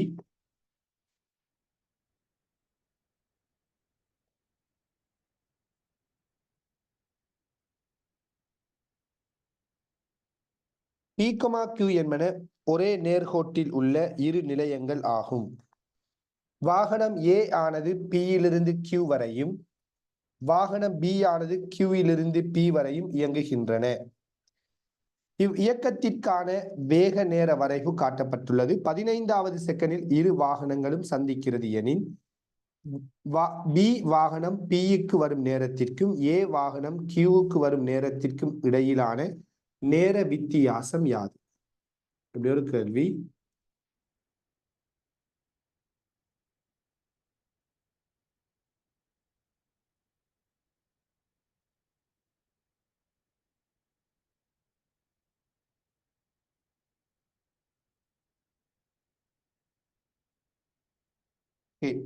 கவனிங்க, இரண்டு வாகனங்கள் A, Bங்கிறது PQங்கிற 2 புள்ளிகள்ல இருக்குதாம் இல்லையா? PQங்கிற புள்ளிகள்ல 2 வாகனங்கள் இருக்குது. சோ இந்த 2 வாகனங்களும் ஒன்றை ஒன்று நோக்கி இயங்குதாம். இந்த 2 வாகனங்களும் ஒன்றை ஒன்று நோக்கி இயங்கிக் கொண்டு இருக்குது. இதுல ஏயிலிருந்து இந்த வாகனம் இப்படியே இயங்கிக் கொண்டு வரும் போது பிங்கிற வாகனம் கியூல இருந்து இவ்வாறு இயங்கிக் கொண்டு வரக்குள்ள ஒரு இடத்துல சந்திக்கிறாங்க. அது சந்திக்கும் போது டைம் தான் 15 செகண்ட். சரியா? அப்ப பிங்கிற வாகனம் கியூல இருந்து இதுவரைக்கும் வந்திருக்குது. ஏங்கிற வாகனம் பியில இருந்து இதுவரைக்கும் வந்திருக்குது. இப்ப கேள்வி என்னடா, ஏ கியூ அடையக்குள்ள பி பி அடையக்குள்ள எடுக்கிற நேரங்களுக்கு இடையிலான வித்தியாசம் என்ன? இதுதான் கேட்கப்பட்ட கேள்வி. ஸோ ரொம்ப சிம்பிளா இதையும் நாம டீல் பண்ணலாம். சரியான சின்ன ஒரு கால்குலேஷனை தவிர்த்து பார்த்தா பெரிய ஒரு கேள்வியெல்லாம் ஒன்றும் இல்லை. ஸோ இதுல முதலாவது இந்த 15 செகண்ட்ல ஏ அடைந்த இடப்பெயர்ச்சி என்ன? அது இந்த சரிவகத்திட பரப்பளவால தான் தரப்படும் இல்லையா? எனவே சரிவகத்திட பரப்படுத்தீங்கன்னா அறத்தர சமாந்தர பக்கங்களின் கூட்டுத்தொகை தர குத்துயரம். அறத்தர சமாந்தர பக்கங்கள் இவ்வளவும் 15. கவனமாறீங்க, இவ்வளவும் 5. 10 அடிச்சுடுறல, இதுதான் 10, இது 5 தான். அப்ப இவ்வளவும் 15, இது 5. அப்ப சமாந்தர பக்கங்கள்ல கூட்டுத்தொகை 15 + 5, அப்ப 20. குத்துயரம் 25. எனவே இதுல பரப்பு என்ன வரும்? 10 250. ஸோ இதுல பரப்பு 250 மீட்டர். அதே போல இந்த 15 செகண்ட்ல பிங்கிற வாகனம் அடைந்த இடப்பெயர்ச்சி எடுத்தீங்கன்றால் இது ஒரு செவ்வகம். அப்ப செவ்வகத்துல பரப்பு என்ன வரும்? 20, இங்க 15, 15 தர 20, அப்ப 300 மீட்டர். எனவே 15 செகண்ட்ல ஏங்கிற வாகனம் அடைந்த இடப்பெயர்ச்சி 250 மீட்டர். ஏங்கிற வாகனம் அடைந்த இடப்பெயர்ச்சி 250 மீட்டர். பிங்கிற வாகனம் அடைந்த இடப்பெயர்ச்சி 300 மீட்டர். எனவே நாம் என்ன சொல்லலாம் என்றால், உடனே பிங்கிற வாகனம் அடைய வேண்டிய இடப்பெயர்ச்சி மேலதிகமா 250. பி அடைந்த இடப்பெயர்ச்சி 300 15 செகண்ட்ல. பிய போய் அடையணும்னா எக்ஸ்ட்ராவா இவர் போக வேண்டிய இடப்பெயர்ச்சி 250. அதே நேரத்தில் ஏ ஏற்கனவே அடைந்த இடப்பெயர்ச்சி 250. ஏ கியூவுக்கு போகணும்னால் அடைய வேண்டிய இடப்பெயர்ச்சி மேலதிகமா 300. எனவே ஏ அடைய வேண்டிய மேலதிக இடப்பெயர்ச்சி 300, பி அடைய வேண்டிய மேலதிக இடப்பெயர்ச்சி 250. ஸோ இதுக்கு அடுத்த டைம் நாம யோசித்தோம்னா விடையை கண்டுபிடிக்கலாம். ரைட்டா? அப்ப பியில இருந்து கியூக்கு போகணும் ஏ. அப்ப ஆல்ரெடி 250 மீட்டர் போயிட்டாருன்னா மிச்சம் எவ்வளவு போகணும்? 300 மீட்டர் போகணும். ரைட்? அதே மாதிரி பி கியூல இருந்து இவர் வராரு, ஆல்ரெடி 300 மீட்டர் போயிட்டாரு. அப்ப மிச்சம் எவ்வளவு போகணும்? 250. ஸோ இதுக்கு அடுத்த டைமை நாம கண்டுபிடிக்க போறோம். ஸோ இந்த கேள்வியில நாம ஒரு எடுகோல் எடுத்துக்கொள்வோம். என்னென்றால், இந்த வாகனங்கள் இரண்டும் இதுக்கு பிறகு தொடர்ச்சியாக அதே மாறா வேகத்துல போய்கொண்டிருக்குது அப்படின்னு நாம ஒரு எடுகோல் எடுத்துக்கொள்வோம். நமக்கு தெரியும் உண்மையா இப்படி போன வாகனம் ஃபர்ஸ்ட்டுக்கு ஏஆர் முடுகு, பிறகு மாறா வேகத்துல போகுது, தொடர்ந்து மாறா வேகத்துல போகுமான்னு உண்மையா தெரியும். கேள்வியில் அப்படி சொல்லலவங்க. ஸோ நாம ஒரு எடுகோலாத்தான் எடுத்து யோசிக்க வேண்டி இருக்குது. இருக்கிறத வச்சு இப்படியே கண்டினியூவா போயிருக்கும். நாம ஒரு எடுகோல் எடுத்துதான் இந்த கேள்வியை செய்யலாம். வேறபடி இந்த கேள்வியை செய்ய முடியாது. அப்ப இது தொடர்ச்சியா மாறா வேகத்தோட போயிருக்குதுன்னு நம்ம எடுத்துக்கொள்வோம். அவ்வாறு கருத்தில் கொள்வோம். அப்படி கருத்தில் கொண்ட மாதிரி இருந்தா ஏங்கிற வாகனம் மேலதிகமா அடைய வேண்டிய இடப்பெயர்ச்சி எவ்வளவு? 300 மீட்டர். சரியா? ஏட வேகம் எவ்வளவு? மாறா வேகம் எவ்வளவு? 25. அப்ப இந்த பரப்பு 300 மீட்டரா இருக்கணும். ஏன்னா ஆல்ரெடி 250 போயிட்டு மிச்சமா போக வேண்டிய 300. அப்ப இந்த மேலதிகமா போக வேண்டிய இந்த பரப்பு 300 மீட்டரா இருக்க போகுது. ஸோ உங்களுக்கு தெரியும் வேகம் 25, மாறா வேகம் 25. இந்த டைம் எவ்வளவுன்னு கண்டுபிடிப்போம். ஏக்கு எடுக்கிற டைம், மேலதிகமா எடுக்கிற டைம் கண்டுபிடிக்கலாமா இல்லையா? எப்படி? பரப்பு 300, சரியானே? அப்ப நீளம் தர அகலத்தின் படி அல்லது உயரம் தர அகலம் ஏதோ ஒன்று. உயரம் 25, அகலம் டிஏ. அப்ப 300 25ஆல பிரிச்சிங்கன்னா வாரதான் டிஏ. ஏன்னா 25 டிஏயால பிரிச்சிங்கன்னா நீளத்தை அகலத்தால பிரிக்கினா 300 வரும். அப்ப டிஏ சமன் 300/25. விளங்குதா? இந்த உயரத்தை இந்த அகலத்தால பிரிக்கினா பரப்பு வரும். சரி? அப்ப டிஏ 300/25. எனவே 300/25 என்றால் 12 செகண்ட். அப்ப எக்ஸ்ட்ராவா இவர் டிராவல் பண்ண வேண்டிய டைம் 12 செகண்ட். அதே நேரத்தில் பி டிராவல் பண்ண வேண்டிய டைமை நம்ம கால்குலேட் பண்ணுவோம் மேலதிகமா. ஸோ ஆல்ரெடி 15 செகண்ட் டிராவல் பண்ணிட்டார் 300 மீட்டர். இங்க 300 மீட்டர் வந்தவர் திருப்பி 250 மீட்டர் போகும். அதை கண்டினியூவா இப்படியே போறான்னு எடுக்கிறோம். கண்டினியூவா இப்படியே போறாரு. எனவே மேலதிகமா இவர் பயணிக்க வேண்டிய தூரம் எவ்வளவுன்னு பாத்தீங்கன்னா 250 மீட்டர். அப்ப பி மேலதிகமா பயணிக்க வேண்டிய தூரம் 250 மீட்டர். இதுக்கு அடுத்த நேரத்தை நான் டிபின்னு எடுக்கிறேன். அப்ப இந்த 250 மீட்டர் டிராவல் பண்றதுக்கு எவ்வளவு டைம் எடுக்கும்? என்ன வேகத்துல டிராவல் பண்றாரு? 20. அப்ப உயரம் 20, அகலம் டிபி. இப்ப உயரத்தை அகலத்தால பெருக்கினா பரப்பு வரும் 250. அப்ப டிபி சமன் என்ன வரும்? 12.5 செகண்ட். அப்ப பி டிராவல் பண்ண எடுத்த டைம் 12.5, ஏ டிராவல் பண்ண எடுத்த டைம் 12. ஆல்ரெடி ரெண்டு பேருமே 15 செகண்ட் இயங்கிட்டாங்க, அது நமக்கு தேவையில்லை. மேலதிகமா இவர் இயங்க வேண்டியது கியூ அடையணும்னால் 12 செகண்ட், மேலதிகமா பி இயங்க வேண்டியது 12.5 பி அடையணும்னால். அப்ப டைம் டிஃபரண்ட் என்னங்கிறதான் கேள்வி.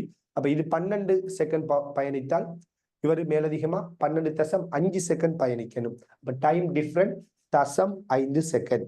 எனவே அந்த கேள்விக்கு பொருத்தமான விட 5வது விட வரும். சரியானே? பொருத்தமான விட 5வது. அப்ப இது ஒரு பெரிய கேள்வி ஒன்றும் இல்லை, சின்ன ஒரு கால்குலேஷனுக்குரிய வேலை ஒன்று இருக்குது, அவ்வளவுதான். அப்ப பி அடைந்த மிச்சத்தை ஏ அடைந்த இடப்பெயர்ச்சியை பி அடையணும், பி அடைந்த இடப்பெயர்ச்சியை ஏ அடையணும். ஏன்னா ரெண்டு பேரும் கொண்டு மாறி இயங்கி கொண்டிருக்கிறாங்க. அப்ப அந்த வகையில நாம தொடர்ச்சியா மாறா வேகத்தில் இயங்குதுன்னு எடுத்து இந்த டைம்களை கால்குலேட் பண்றோம். சோ பெரிய விஷயம் ஒன்றும் இல்லை. அடுத்து நாம 20வது கேள்விக்குள்ள வரலாம். 20வது கேள்வி, கிடையுடன் தீட்டா கோணத்தில் எறியப்பட்ட பொருளின் கிடை இடப்பெயர்ச்சியும் நிலைக்குத்து இடப்பெயர்ச்சியும் நேரத்துடன் மாறுவதை வரைபுகள் காட்டுகின்றது. சோ எனின் எரிய கோணம் தீட்டாவின் பருமன் என்ன அப்படின்னு சொல்லி கேட்டிருக்கிறாங்க. எரிய கோணம் தீட்டாட பருமன் எவ்வளவு? சோ பாருங்க, இதுவும் ஒரு சின்ன கேள்வி ஒன்றுதான். அதாவது நேரத்தோட கிடை இடப்பெயர்ச்சி நிலைக்குத்து இடப்பெயர்ச்சிக்கான கிராஃப் தரப்பட்டிருக்குது. ஒரு எரிய இயக்கத்திட கிடை இடப்பெயர்ச்சி நிலைக்குத்து இடப்பெயர்ச்சிக்கான கிராஃப் தரப்பட்டிருக்குது. சோ பாத்தீங்கன்னா இந்த எரிய இயக்கத்துல நிலைக்குத்து இடப்பெயர்ச்சி எடுத்தீங்கன்னா ஆரம்பத்துல நிலைக்குத்து இடப்பெயர்ச்சி 0, இறுதியாகவும் நிலைக்குத்து இடப்பெயர்ச்சி 0. அப்படின்னா என்ன மீனிங்? தரையிலிருந்து எரிஞ்சது தரையை போய் அடைஞ்சிட்டுன்னு அர்த்தம். அப்ப முழு இயக்கத்துக்கு எவ்வளவு டைம் எடுத்திருக்குதுன்னா 4 செகண்ட். சோ இந்த டிராவலிங் டைம், பரப்பு நேரம் எவ்வளவு? எரிய இயக்கத்துல பரப்பு நேரம் 4 செகண்ட், தரையை போய் அடைய எடுத்த நேரம் 4 செகண்ட். இந்த 4 செகண்ட்ல கிடை இடப்பெயர்ச்சி எவ்வளவா? 80 வர்க்கமூலம் 3. உங்களுக்கு தெரியும், வழித்தடையை நம்ம புறக்கணித்தால் கிடை வேகம் மாறாது. எனவே கிடை இடப்பெயர்ச்சிங்கிறது கிடை வேகத்தை நேரத்தால பெருக்கிறது. ஏன்னா ஆர்முடுகள்லாம் இங்க இல்லை, ஏன்? கிடை வேகம் மாறாது. சோ கிடை இடப்பெயர்ச்சி 80 வர்க்கமூலம் 3. கிடை வேகம் தெரியாது. இதுக்கு அடுத்த டைம் எவ்வளவு? 4. அப்ப கிடை வேகம் என்ன வரும்? 4ஆல சுருக்கினா 20 வர்க்கமூலம் 3 வரும். சோ கிடை வேகம் 20 வர்க்கமூலம் 3. அடுத்து நாம நிலைக்குத்து ஆரம்ப வேகத்தை கண்டுபிடிப்போம். அப்ப கிடை வேகத்தை கண்டுட்டோம், இப்ப நிலைக்குத்து ஆரம்ப வேகத்தை காணும். அதுவும் ஒரு பெரிய ஒரு விஷயம்லாம் ஒன்றும் இல்லை. உங்களுக்கு தெரியும், 2 செகண்ட்ல இவர் அடைகிற நிலைக்குத்து இடப்பெயர்ச்சி 20 மீட்டர். அதாவது ஆதி உயரம் 20 மீட்டர். அதி உயரம் 2 செகண்ட்ல 20 மீட்டராக இருக்குதுன்றால் சரியான நாம உடனே சொல்லலாம்,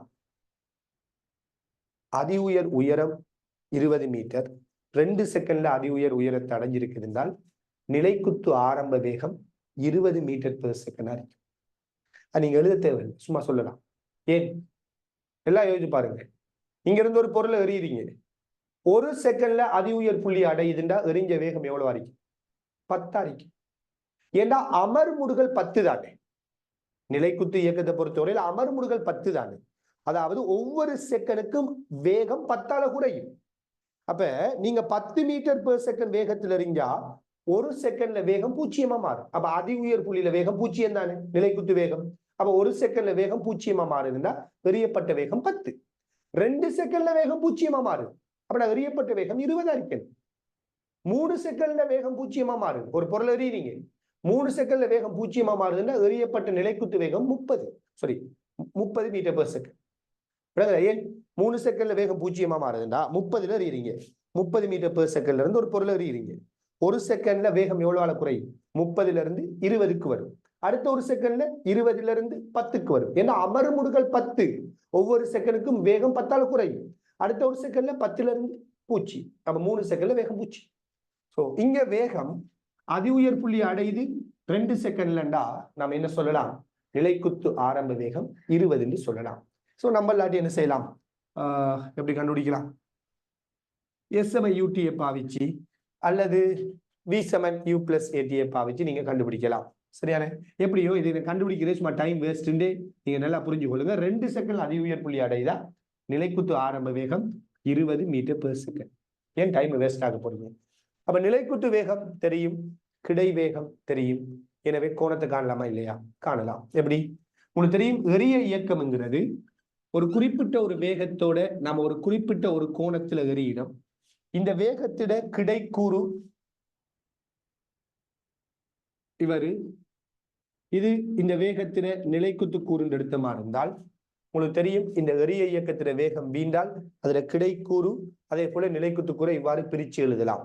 இந்த நேரத்துல இந்த எறிய கோணம் தீட்டாண்டால் டான் தீட்டாங்கிறது என்னத்துக்கு சமனா இருக்கும்? எறிய இயக்கத்திட வேகம் v, கிடையோடு அமைக்கிற கோணம் தீட்டா, இது கிடை வேகம், இது நிலைக்குத்து வேகம் என்றா டான் தீட்டாங்கிறது நிலைக்குத்து வேகத்தின் கிடை வேகம், எதிர்பக்கத்தின் அயற்பக்கம். சோ எதிர்பக்கம் நிலைக்குத்து வேகம் 20, அயற்பக்கம் கிடை வேகம் 20 வர்க்கமூலம் 3. சோ சுருக்கினீங்கன்னா 1 வர்க்கமூலம் 3 வரும். டானுக்கு 1 வர்க்கமூலம் 3 வருவதுண்டா தீட்டா எவ்வளவு இருக்கணும்? 30 பாகையா இருக்கணும். சோ இந்த 20வது கேள்விக்கு பொருத்தமான விடை என்ன அப்படின்னு பாத்தீங்கன்னா 2வது விடை வரும். சோ சின்ன ஒரு கேள்வி ஒன்று இல்லையா? ரொம்ப சிம்பிளான கேள்வி. இது மட்டும்தான் நீங்க வேணும்னா எழுத வேண்டிய ஒரு விடயம் மாதிரி. இந்த விடயத்தை எழுதுங்க, இந்த பாட்டு எழுத தேவையில்லை, மனதால் சொல்லலாம். அடுத்தது கோணம் டான் தீட்டா சமன் எதிர்பக்கத்தின் அயற்பக்கம். சோ வேகம் v கிடைக்கூறு நிலைக்குத்து கூறின் படி டான் தீட்டா நிலைக்குத்து வேகத்தின் கிடை வேகம் எதிர்பக்கத்தின் அயற்பக்கம். சரி, எரியல் வேகம் v இருக்குதுண்டால் இப்ப நம்ம டைரக்டா என்ன செய்யறோம்? கோணத்தை கண்டுபிடிக்கிறோம். அதே மாதிரி எரியல் வேகம் என்னன்னு கூட கண்டுபிடிச்சிருக்கலாம். நம்ம விரும்பினா வீட பருமனையும் கண்டுபிடிக்கலாம் இல்லையா? 30 பாகைன்னு தெரியும் தானே.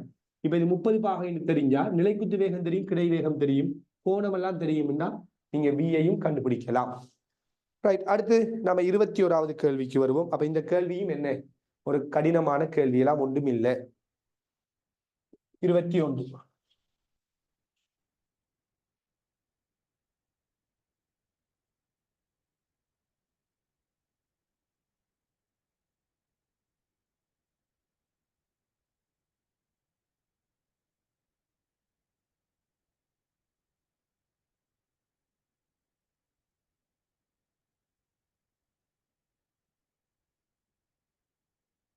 கோபுரம் ஒன்றின் உச்சியில் உள்ள நீர்க்குழாயில் இருந்து ஒவ்வொரு செகண்டுக்கும் மாறா திணிவு உடைய நீர்த்துளி ஓய்வில் இருந்து விழுகிறது.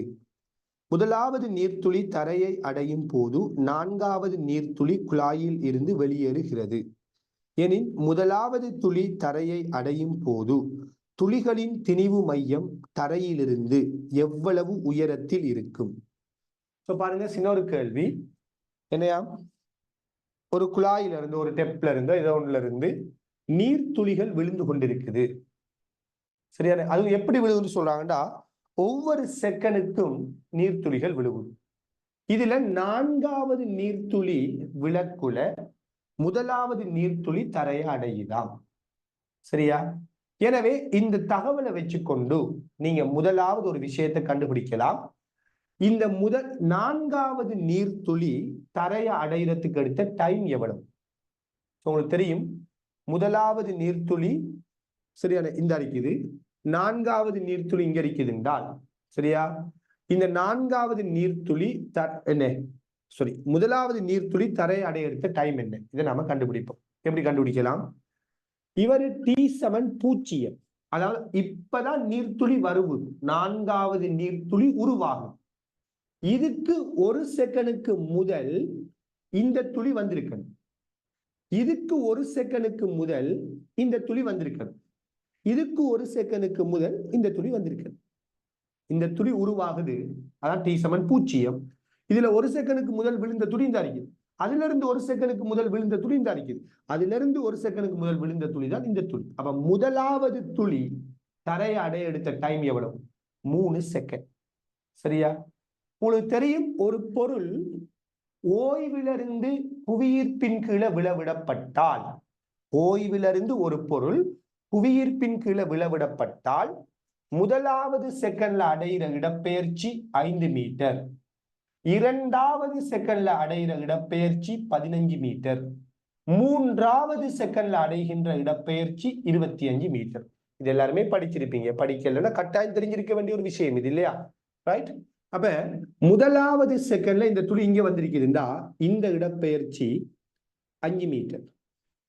2 செகண்ட்ல இந்த துளி இங்க வந்திருக்குன்னா ரெண்டாவது செகண்ட்ல இவர் அடைந்த இடப்பெயர்ச்சி இது 15 மீட்டர். மூணாவது செகண்ட்ல இந்த துளி இங்க இருந்து இங்க வந்திருக்கு, 2ல இருந்து 3, இந்த இடப்பெயர்ச்சி 25 மீட்டர்.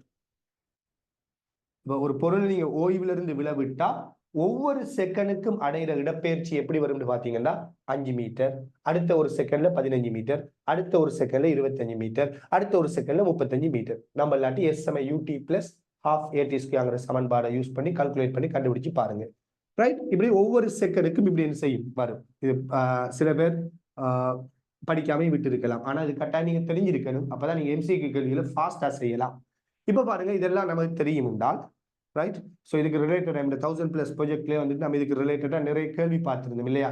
நிறைய கேள்விகள். ஒரு பொருளை எரிஞ்சு போட்டு அது திருப்பி வருவதுண்டா, இத்தனை செகண்ட்ல வருவதுண்டா, என்ன வேகத்துல எரிஞ்சிருப்போம், அப்படியெல்லாம் நம்ம கேள்விகள் ப்ராக்டிஸ் பண்ணியிருக்கிறோம்.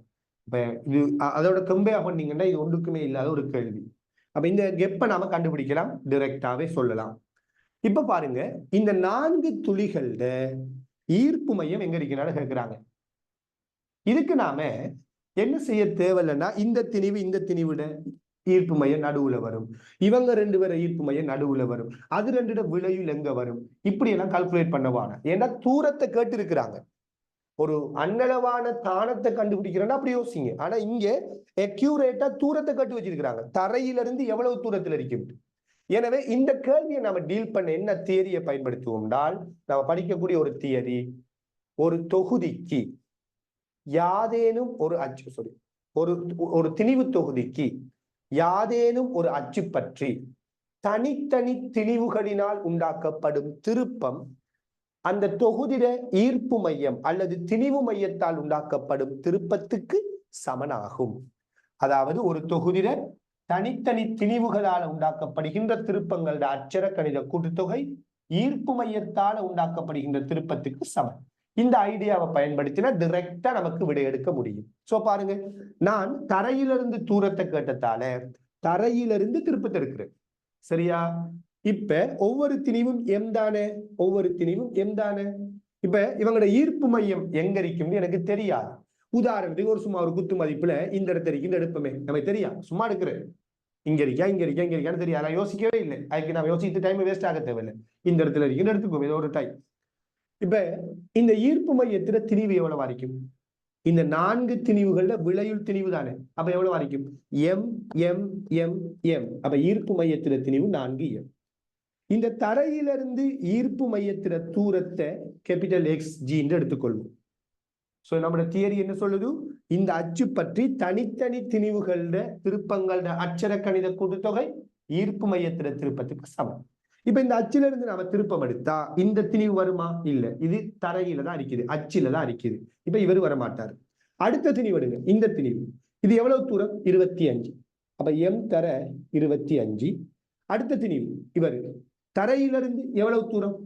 இது 25, இது 15, கூட்டினீங்கன்னா 40 வரும் இல்லையா? அப்ப தரையிலிருந்து இந்த திணிவுட தூரம் 40. அப்ப எம் தர 40. அடுத்தது தரையிலிருந்து இவர் இவ்வளவு 40, 5 கூட்டினா 45. அப்ப தரையிலிருந்து இந்த திணிவு எவ்வளவு தூரம்? 45. அப்ப எம் தர 45. இதான் திணிவுகளோட திருப்பங்கள் அச்சர கணித கூட்டுத்தொகை. ஈர்ப்பு மையத்தில திருப்பு, ஈர்ப்பு மையத்தில திணிவு எவ்வளவு? 4m. இந்த தூரம் எவ்வளவு? XG. அப்ப 4m into XG.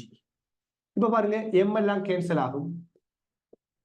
25, 40, 45 கூட்டினா 40, 25, 65. 65ஓட 45 கூட்டினா 105 இல்லையா? 65, 40, சாரி 65, 45, 110. இதான் 4xgக்கு சமன். அப்ப xg சமன் என்ன வரும்?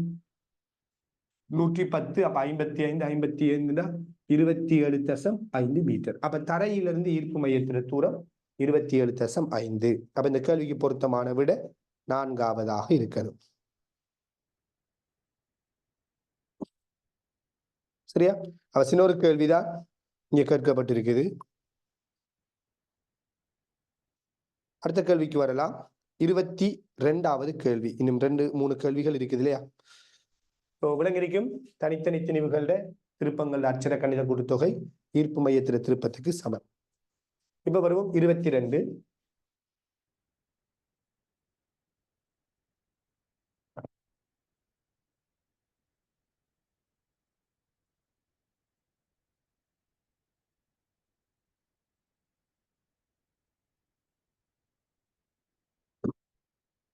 இரு வாகனங்கள் V எனும் கதியில் ஒரே நேரத்தில் குறித்த புள்ளியை கடந்து ஒரே திசையில் செல்கிறது.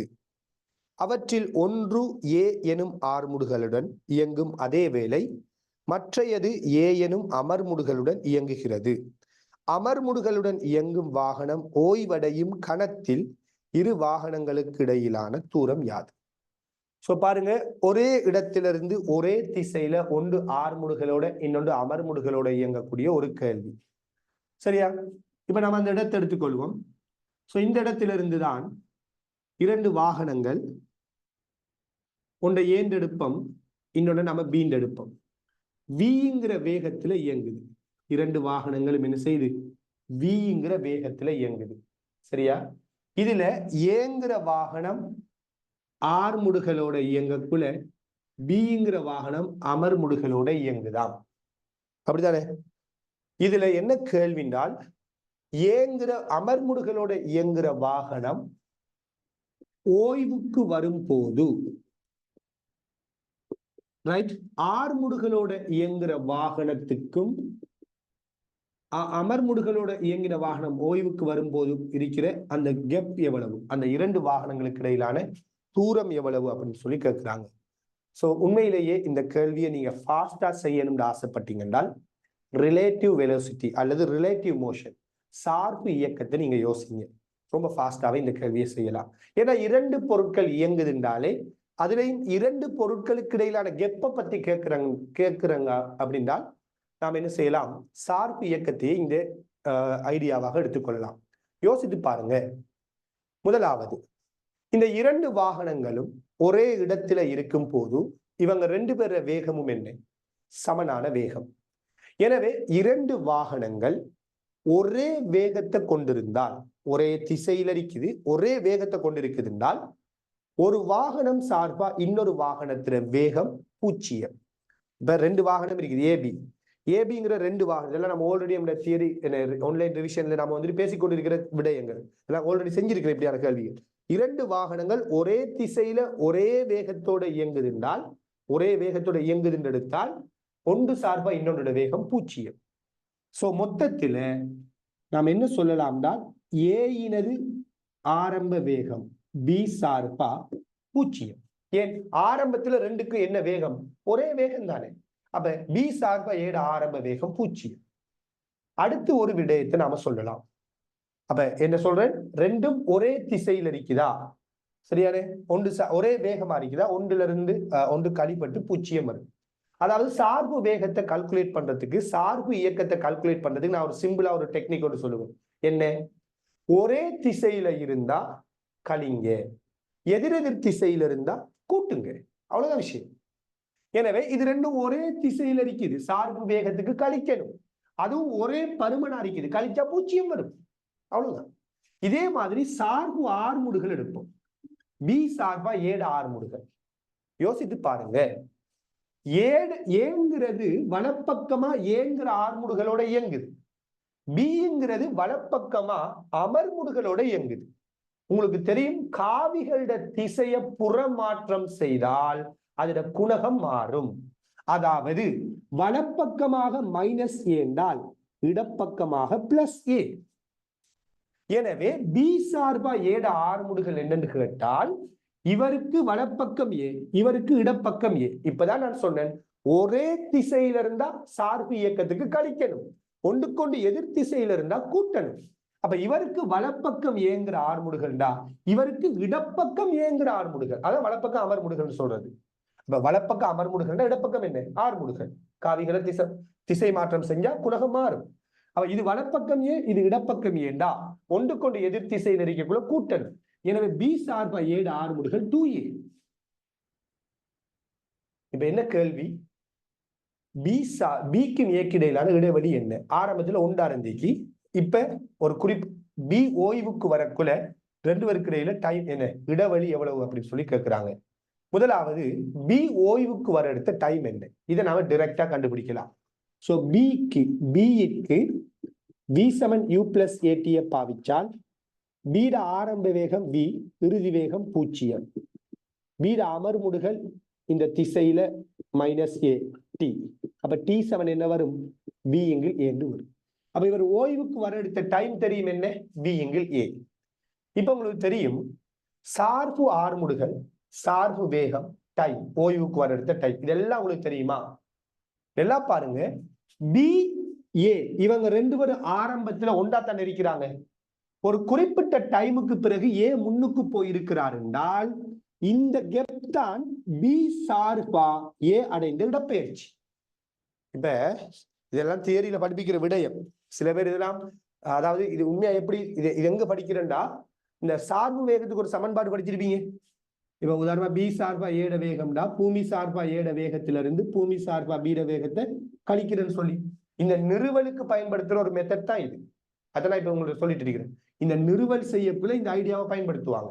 அதாவது இரண்டு வாகனங்கள் பக்கத்து பக்கத்தில் இருக்குது. இப்ப நானும் என்னுடைய கையையும் இரண்டு வாகனங்களாக எடுங்க. இப்ப நாங்க ரெண்டு பேரும் ஒரே இடத்துல இருக்கிறோம், சரியா? இப்ப நாங்க ரெண்டு பேரும் இப்படியே போறோம், ஒரே அளவுக்கு போறோம். அப்ப என் சார்பா என்ற கை அடைந்த இடப்பெயர்ச்சி என்னன்னு கேட்டா 0 வரும். என் சார்பா என்ற கை அடைந்த இடப்பெயர்ச்சி என்ன? 0. ஏன்? ரெண்டு பேரும் ஒரே அளவுக்கு போய்கொண்டிருக்கிறோம். அதே இது ரெண்டு பேரும் ஆரம்பத்துல ஒரே இடத்துல இருக்கிறோம். எனக்கு என் முகத்துக்கு முன்னுக்கு இந்த கை இருக்குது. இப்ப நாங்க போயிட்டு இருக்கிறோம், ரெண்டு பேரும் போறோம். போகக்குள்ள என் கை முன்னுக்கு போயிட்டு இப்ப என் சார்பா, சரியான இந்த கை அடைந்த இடப்பெயர்ச்சி என்னன்னு கேட்டா அங்கிருந்து யோசிக்க தேவையில்லை. என் முகத்துக்கு முன்னுக்கு இருந்த கை இப்ப இங்க வந்திருக்குது. அப்ப என் முகத்துக்கு முன்னுக்கு இருந்த கை இங்க வந்திருக்குதுனால் என் சார்பா, சரியான என் சார்பா இந்த கை அடைந்த இடப்பெயர்ச்சி என்று கேட்டா இங்க இருந்து இங்க வந்திருக்குது. இவ்வளவுதான் இடப்பெயர்ச்சி. அப்ப ஏயும் பியும் பக்கத்துல இருக்குது. கொஞ்சம் டைமுக்கு பிறகு பார்த்தா பி இங்க இருக்கக்குள்ள ஏ இங்க இருக்குதுண்டா பி சார்பா ஏ அடைந்த இடப்பெயர்ச்சி வரும். சோ இந்த பி சார்பா ஏ அடைந்த இடப்பெயர்ச்சி தான் கேள்வி. ரெண்டு கிடைப்பட்ட கெப்தான கேள்வி. எனவே S7 ut plus half at² சமன்பாடை பாருங்க. கேள்வி பி சார்பா ஏட இடப்பெயர்ச்சி. பி சார்பா ஏட ஆரம்ப வேகம் என்ன? 0. அப்ப இவ்வளவும் 0. half into சார்பு இயக்கத்தை பாவிக்கிறோம்னா எல்லாமே சார்பா தான் இருக்கிறது. பி சார்பா ஏட இடப்பெயர்ச்சி, பி சார்பா ஏட ஆரம்ப வேகம், பி சார்பா ஏட ஆர்முடுகள். பி சார்பா ஏட ஆர்முடுகள் என்ன? 2a. நேரம் எவ்வளவு? ஓய்வுக்கு வர எடுத்த நேரம் v × a, அது அதுல வர்க்கம். அப்ப v வர்க்கம் a வர்க்கம். 2 கேன்சல் ஆகும், a வெட்டுப்படும். சோ விட v வர்க்கத்தின் a. சார்பு இயக்கம் தெரிஞ்சா கேள்வி சிம்பிள். சார்பு இயக்கம் தெரியலன்னா கேள்வி கஷ்டம், வேலை கூட. இப்ப நீங்க யோசிக்கலாம், இப்ப நீங்களும் கூட நேரம் தானே இந்த கேள்வியை செஞ்சீங்க. நான் உங்களுக்கு விளங்கப்படுத்துறதுக்காகத்தான் இதெல்லாம் இவ்வளவு நேரம் பேசிட்டு இருந்தேன். எல்லாம் யோசித்து பாத்தீங்கன்னா இந்த தியரி ஒழுங்கா தெரிஞ்ச ஒரு ஆள், சார்பு இயக்க தியரி ஒழுங்கா தெரிஞ்ச ஒரு ஆள் இதெல்லாம் ரொம்ப ஃபாஸ்டா எழுதிருப்பாரு. உடனே அவர் சொல்லுவார் ஏ சார்பா பீட ஆரம்ப வேகம் 0, ரெண்டுக்கு ஒரே வேகம். ஏ சார்பா பீடா பி சார்பா ஏட ஆறுமுடுகள் ரெண்டு ஒன்று கொண்டு எதிர் திசையா தருக அமர்முடுகள், அதுக்கு எதிர் திசை ஆறுமுடுகள். அப்ப 2a. அடுத்த டைமை மட்டும் கால்குலேட் பண்ணுவார். ஓய்வுக்கு வரதுக்கு இந்த பிக்கு எவ்வளவு டைம் எடுத்திருக்குது, b × a. சோ அடுத்த ஸ்டெப் அவர் என்ன செய்வார்னா சார்பு இயக்கத்துக்கான சமன்பாடு போடுவார்.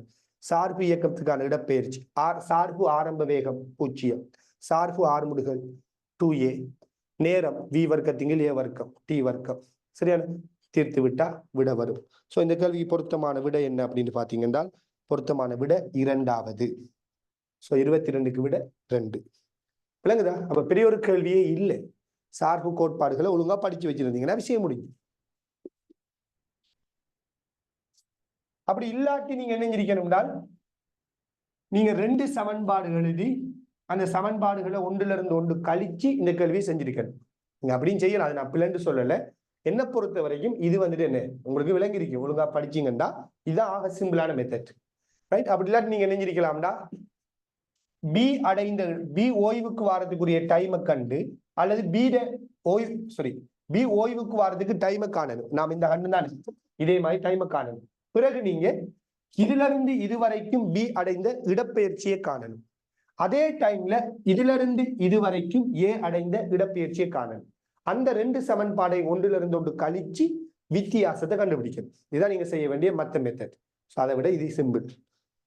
அடுத்து 23வது கேள்வி. 23வது கேள்வி.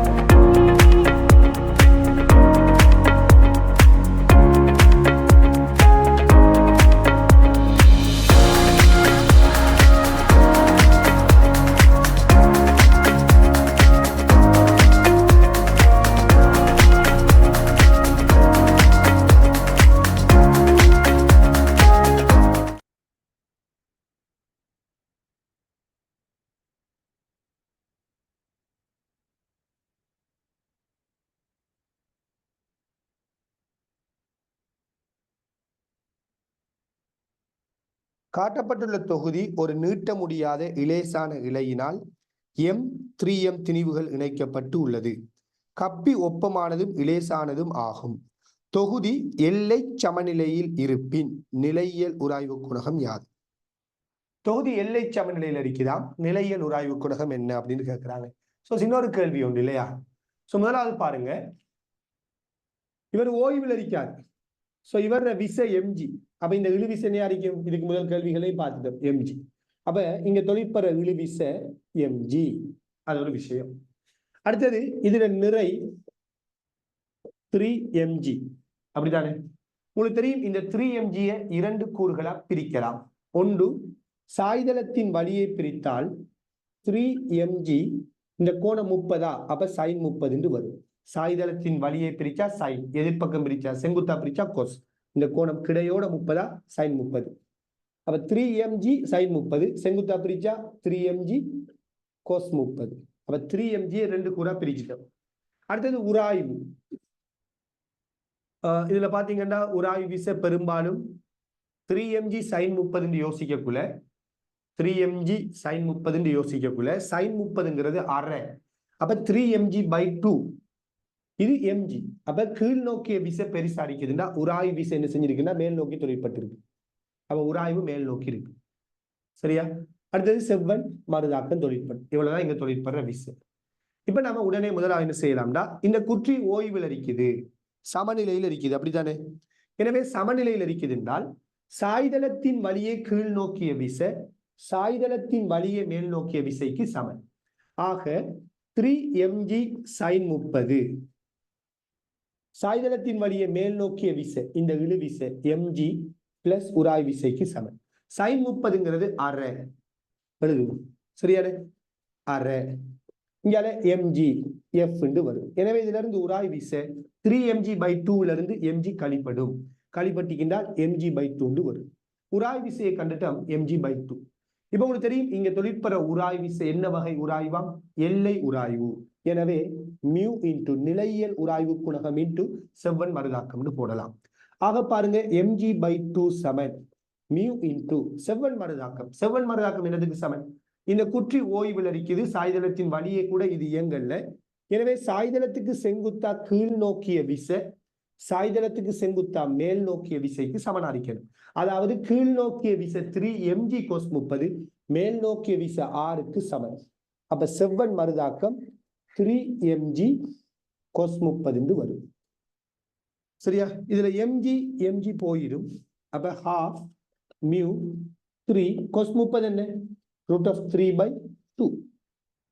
எனவே இதுல இருந்து mu சமன் 2 கேன்சல் ஆகினா 1/3 √3 வரும். சரி, ஒரு கேள்வியும் பெரிய ஒரு விஷயம்லாம் ஒன்றும் இல்லை. நம்ம உராய்வுட செமினார்ல கேள்விகள் பார்த்துருந்தோம். உராய்வு டியூட்ல நாம பார்த்திருந்த கேள்விகளோட கம்பேர் பண்ணீங்கன்னா இது அவ்வளவு பெரிய ஒரு கேள்வியெல்லாம் ஒன்றும் இல்லை, சிம்பிளான ஒரு கேள்விதான். விளங்குதா? இப்ப இது சமநிலை தொகுதி எடுத்து நாம யோசிக்கிறோம். கிடையாக தொழில் சாய்தளத்தின் வலிய தொழிற்பெற விசை, அதுக்கு செங்குத்தா தொழிற்பெற விசை, எல்லா திசையிலே விளைவு விசை 0. ஏன்னா இவர் ஓய்வுல சமநிலையில இருக்காரு. ரைட். 24 கடைசி கேள்வி. 25 ஆல்ரெடி டிஸ்கஸ் பண்ணிட்டோம். 24வது கேள்விக்கு வருவோமே. அப்ப பாத்தீங்கன்னா இந்த பேப்பர்ல உண்மையில என்ன பெரிய ஒரு ஐடியாவெல்லாம் டெவலப் பண்ற அளவுக்கான கேள்விகள் இருக்கவே இல்லை. இது ஒரு பெரிய ஒரு கஷ்டமான கேள்வி இல்லை. இதுல சார்பு இயக்கம் தெரியாட்டி கூட நாம் இந்த நேர்கோட்டு வளமையான சமன்பாடு வச்சாச்சு இந்த கேள்வியை செஞ்சிருக்கலாம். ஸோ மொத்தத்துல இங்க நான் ஃபேஸ் பண்ணிட்டு இருக்கிற கேள்விகள்ல பெரும்பாலான கேள்விகள் சிம்பிளான கேள்விகள். ஒரு சில கேள்விகள்ல கொஞ்சம் டைம் எடுக்கலாமே தவிர கஷ்டமான கேள்வி நல்ல ஒரு பெரிய ஒரு டீப்பான கேள்வின்னு பாத்தீங்கன்னா அப்படியெல்லாம் ஒன்றும் இல்லை. ரைட். ஈஸியான ஒரு பேப்பர் தான். ரைட். 24க்கு வருவோமே.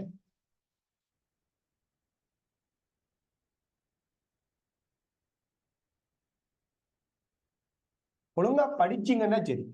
எப்பயுமே தியரிய வந்துட்டு நீங்க தெளிவா படிச்சு சரியா நிறைய கேள்விகளை நீங்க பிராக்டிஸ் பண்ணி அதுவும் கேள்விகளை சரியான மெத்தட்ல பிராக்டிஸ் பண்ணி உங்களுக்கு தியரிகள் தெளிவா இருக்கணும் இல்லையா? இப்ப உதாரணமா நான் நினைக்கிற மாதிரி சில பேர் வந்துட்டு அந்த திருப்புதனை ஈர்ப்பு மையம் சம்பந்தமான சொன்ன சில தியரிகள் எல்லாம் படிச்சிருக்க மாட்டாங்க. அதே மாதிரி இந்த சார்பு ஆறுமுடுகளை வச்சு எல்லாம் செய்யலாம்னு சொல்லி சில பேர் படிப்பிக்கிறல்ல. ரைட். ஸோ அதெல்லாம் தெரியாத விட்டுறதால உங்களுக்கு டைம் என்ன செய்யலாம், வேஸ்ட் ஆகலாம். இப்ப கேள்விகளை எவ்வளவுக்கு ஷோர்ட்டா செய்யணுமோ அந்த அளவுக்கு நம்ம செய்யணுமா இருந்தா நமக்கு தியரி தெளிவா இருக்கணும். சரியான அது முக்கியம். 24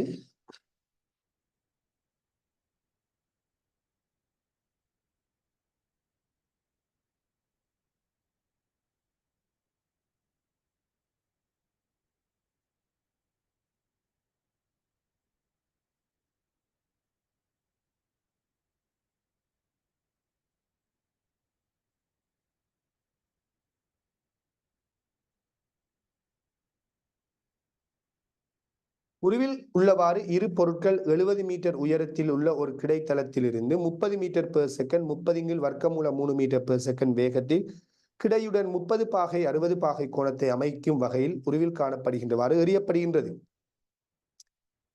A, B கிடைத்தரையை அடைய எடுத்த நேரம் T1 T2 ஆயின் T1 மைனஸ் T2 ஆனது என்ன அப்படின்னு சொல்லி கேட்கிறாங்க. ஏபிங்கிறது என்னன்னு கேள்வியில காட்டல்லவங்க. இருக்கிற வசனத்தில் அமைப்பை வச்சு ஃபர்ஸ்டுக்கு வேகம் 30 இவரை பத்தி பேசுறாங்க, ரெண்டாவது இவரை பத்தி பேசுறாங்க. அப்ப இவரை ஏண்டும் நாம இவரை மீண்டும் யூகித்துக் கொள்வோம். ஏபி அவங்க படத்துல உண்மையா காட்டல, யூகித்து தான் செய்யணும். மேலுக்கு இருக்கிறதா ஏ அடிக்கணும் இல்லையா? ஆரம்பத்துல ஃபர்ஸ்டுக்கு அவரை தான் சொல்றாங்க 30 மீட்டர் பெர் செகண்ட் 30 வர்க்கமூலம் 3 மீட்டர் பெர் செகண்ட் சொன்னதால ஏ ஃபர்ஸ்ட் கிரிக்கெட்டும் பி செகண்டா இருக்குது.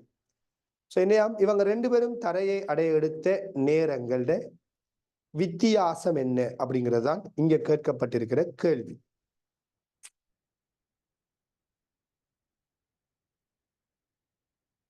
ரைட்.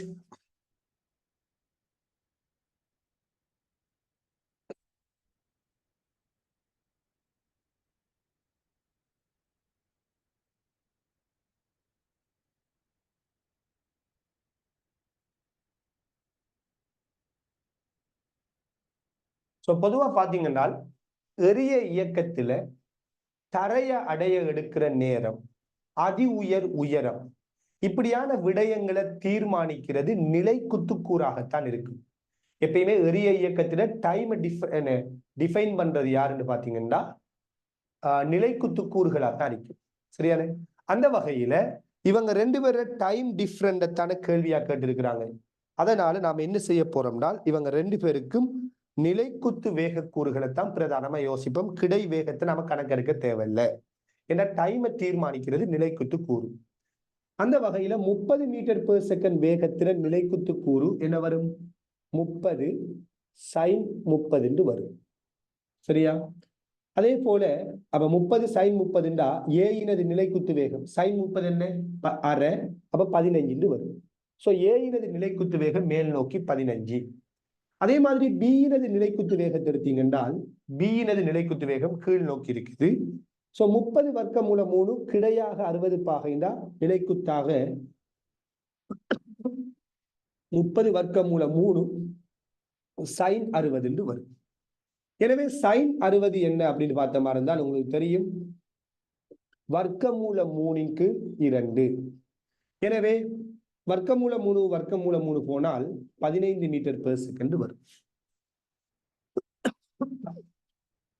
சரியானே? 15 மீட்டர் பெர் செகண்ட் வரும். இப்ப உங்களுக்கு விளங்கிருக்கும், ஏ நிலைக்குத்தா மேல் நோக்கி 15, பி நிலைக்குத்தா கீழ் நோக்கி 15. சரியா? இவ்வளவுதான் நம்ம கண்டது. நான் இப்ப விடையை சொல்றேன். விட 3 செகண்ட் வரணும். இந்த கேள்விக்கு விடை எடுத்தாச்சு. விட 3 செகண்ட் ஒன்று எழுத தேவை. இது நான் உண்மையா வந்துட்டு இப்பதான் இந்த கேள்வி நான் செய்தேன். நான் வாசிக்க கூட இல்லை, இப்பதான் கேள்வியை பார்க்க. இந்த எழுதினத்துக்கு பிறகு எனக்கு மனசுல பட்ட ஒரு விஷயம் என்னன்னா, 2 வேகம் சமந்தான 15, அதுவும் 15 ஆனு. அப்ப இதை பார்த்த உடனே எனக்கு சொல்லக்கூடிய ஒரு விஷயம் என்னன்னா, இந்த விட என்ன வரணும், இந்த டைம் டிஃபரன்ஸ் வந்துட்டு 3 செகண்ட் வரணும். சரியா? இந்த கேள்வி பொருத்தமான விட 3 செகண்ட். 3 செகண்ட். எப்படி நான் அந்த டிசிஷனுக்கு வந்தேன்? எல்லாத்தையும் எடுத்து பிடிச்சு எழுதுறல்ல. ஏன் எழுதுறீங்க? எல்லாத்துக்கும் எழுதுறதுக்கு தான் நாட்கள் கூட டைமை கொடுக்குறது. ஐடியாவை டெவலப் பண்றதுக்கு டைமை கொடுக்குறல்ல. அதான் ஆகப்பெரிய பிரச்சனை, நம்ம டைம் வேஸ்ட் ஆகுறதுக்கு. ஏன் நான் இப்படி ஒரு முடிவுக்கு வந்தேன்? ரொம்ப சிம்பிள். பாருங்க, ஏபி இவங்க 2 பேரும் இங்க இருக்கிறாங்க. 2 பேரும் ஒரே இடத்துல இருக்கிறாங்க. ஏயும் பி ஒரே இடத்துல இருக்குது. பிய 15 மீட்டர் பெர் செகண்ட் வேகத்தோட கீழ் நோக்கி எறிகிறோம். ஏய நிலைக்குத்தா 15 மீட்டர் பெர் செகண்ட் வேகத்தில் எறிகிறோம். நல்லா விளைவிக் கொள்ளுங்க. நம்ம கிடை எரிய இயக்கம், இது எதையும் நீங்க கணக்கெடுக்க தேவையில்லை. ஏண்டால் எரிய இயக்கத்தில நேரத்தை தீர்மானிக்கிறது நிலைக்குத்து கூறு, நிலைக்குத்து வேகம். அவரை விடுங்க, மத்த விடுங்க, நிலைக்குத்து வேகத்தை மட்டும் எடுங்க. அப்ப பி இங்க இருந்து 15 மீட்டர் பெர் செகண்ட்ல இருந்து அப்படியே கீழ் நோக்கி 6 முடிக்கு தரையை வந்து அடைஞ்சிருப்பாரு. ஏன் இணைஞ்சிருப்பாரு? நிலைக்குத்து வேகத்தை மட்டும் கீறனா, எரிய இயக்கத்தை கீறல. ஏன் இங்க இருந்து மேலுக்கு போய் திருப்பி அங்கிருந்து கீழுக்கு வருவார். சரியா? கீழுக்கு வரக்குள்ள இவருக்கு வேகம் எவ்வளவு வரைக்கும்? இதே மட்டத்துக்கு வரக்குள்ள வேகம் எவ்வளவு வரைக்கும்? அதே 15 மீட்டர் பெர் செகண்ட் இருக்கும். இல்லையா? எல்லாருக்கும் தெரியும். இங்க இருந்து 15 எறிகிறோம், வழித்தடையை புறக்கணிச்சா திருப்பி அதே இடத்துக்கு வரக்குள்ள வேகம் என்ன? 15 தான். சரியான? இப்ப இந்த இடத்த வேகம் கீழ் நோக்கி 15. சோ ஏ பீட வேகமும் கீழ் நோக்கி 15 தான் இருந்துச்சு. இப்ப இந்த இடத்துக்கு மேலுக்கு போயிட்டு ஏ கீழுக்கு வரும். இந்த இடத்துல ஏட வேகமும் கீழ் நோக்கி என்ன? 15. அப்ப இது கீழ் நோக்கி 15னா இப்படியே இவர் வந்து தரை அடைகிறார். சோ இவர் இங்கிருந்து இந்த தரை அடைகிறதுக்கும் ஏ இங்கிருந்து இவர் தரை அடைகிறதுக்கும் டைம் சமன். ஏண்டா இங்க இருந்து கீழ் நோக்கி 15, இவரும் இங்கிருந்து கீழ் நோக்கி 15, ஒரே உயரம். அப்ப பி இங்கிருந்து இங்க வர எடுத்த டைமும் ஏ இங்கிருந்து இங்க வர எடுத்த டைமும் சமன். சோ டைம் டிஃபரண்டுக்கு காரணம் இவர் மேலுக்கு போய் கீழுக்கு வந்தது. இந்த டைம் தான் டிஃபரண்டுக்கு காரணம். விளங்குதா? கொஞ்சம் யோசிங்க.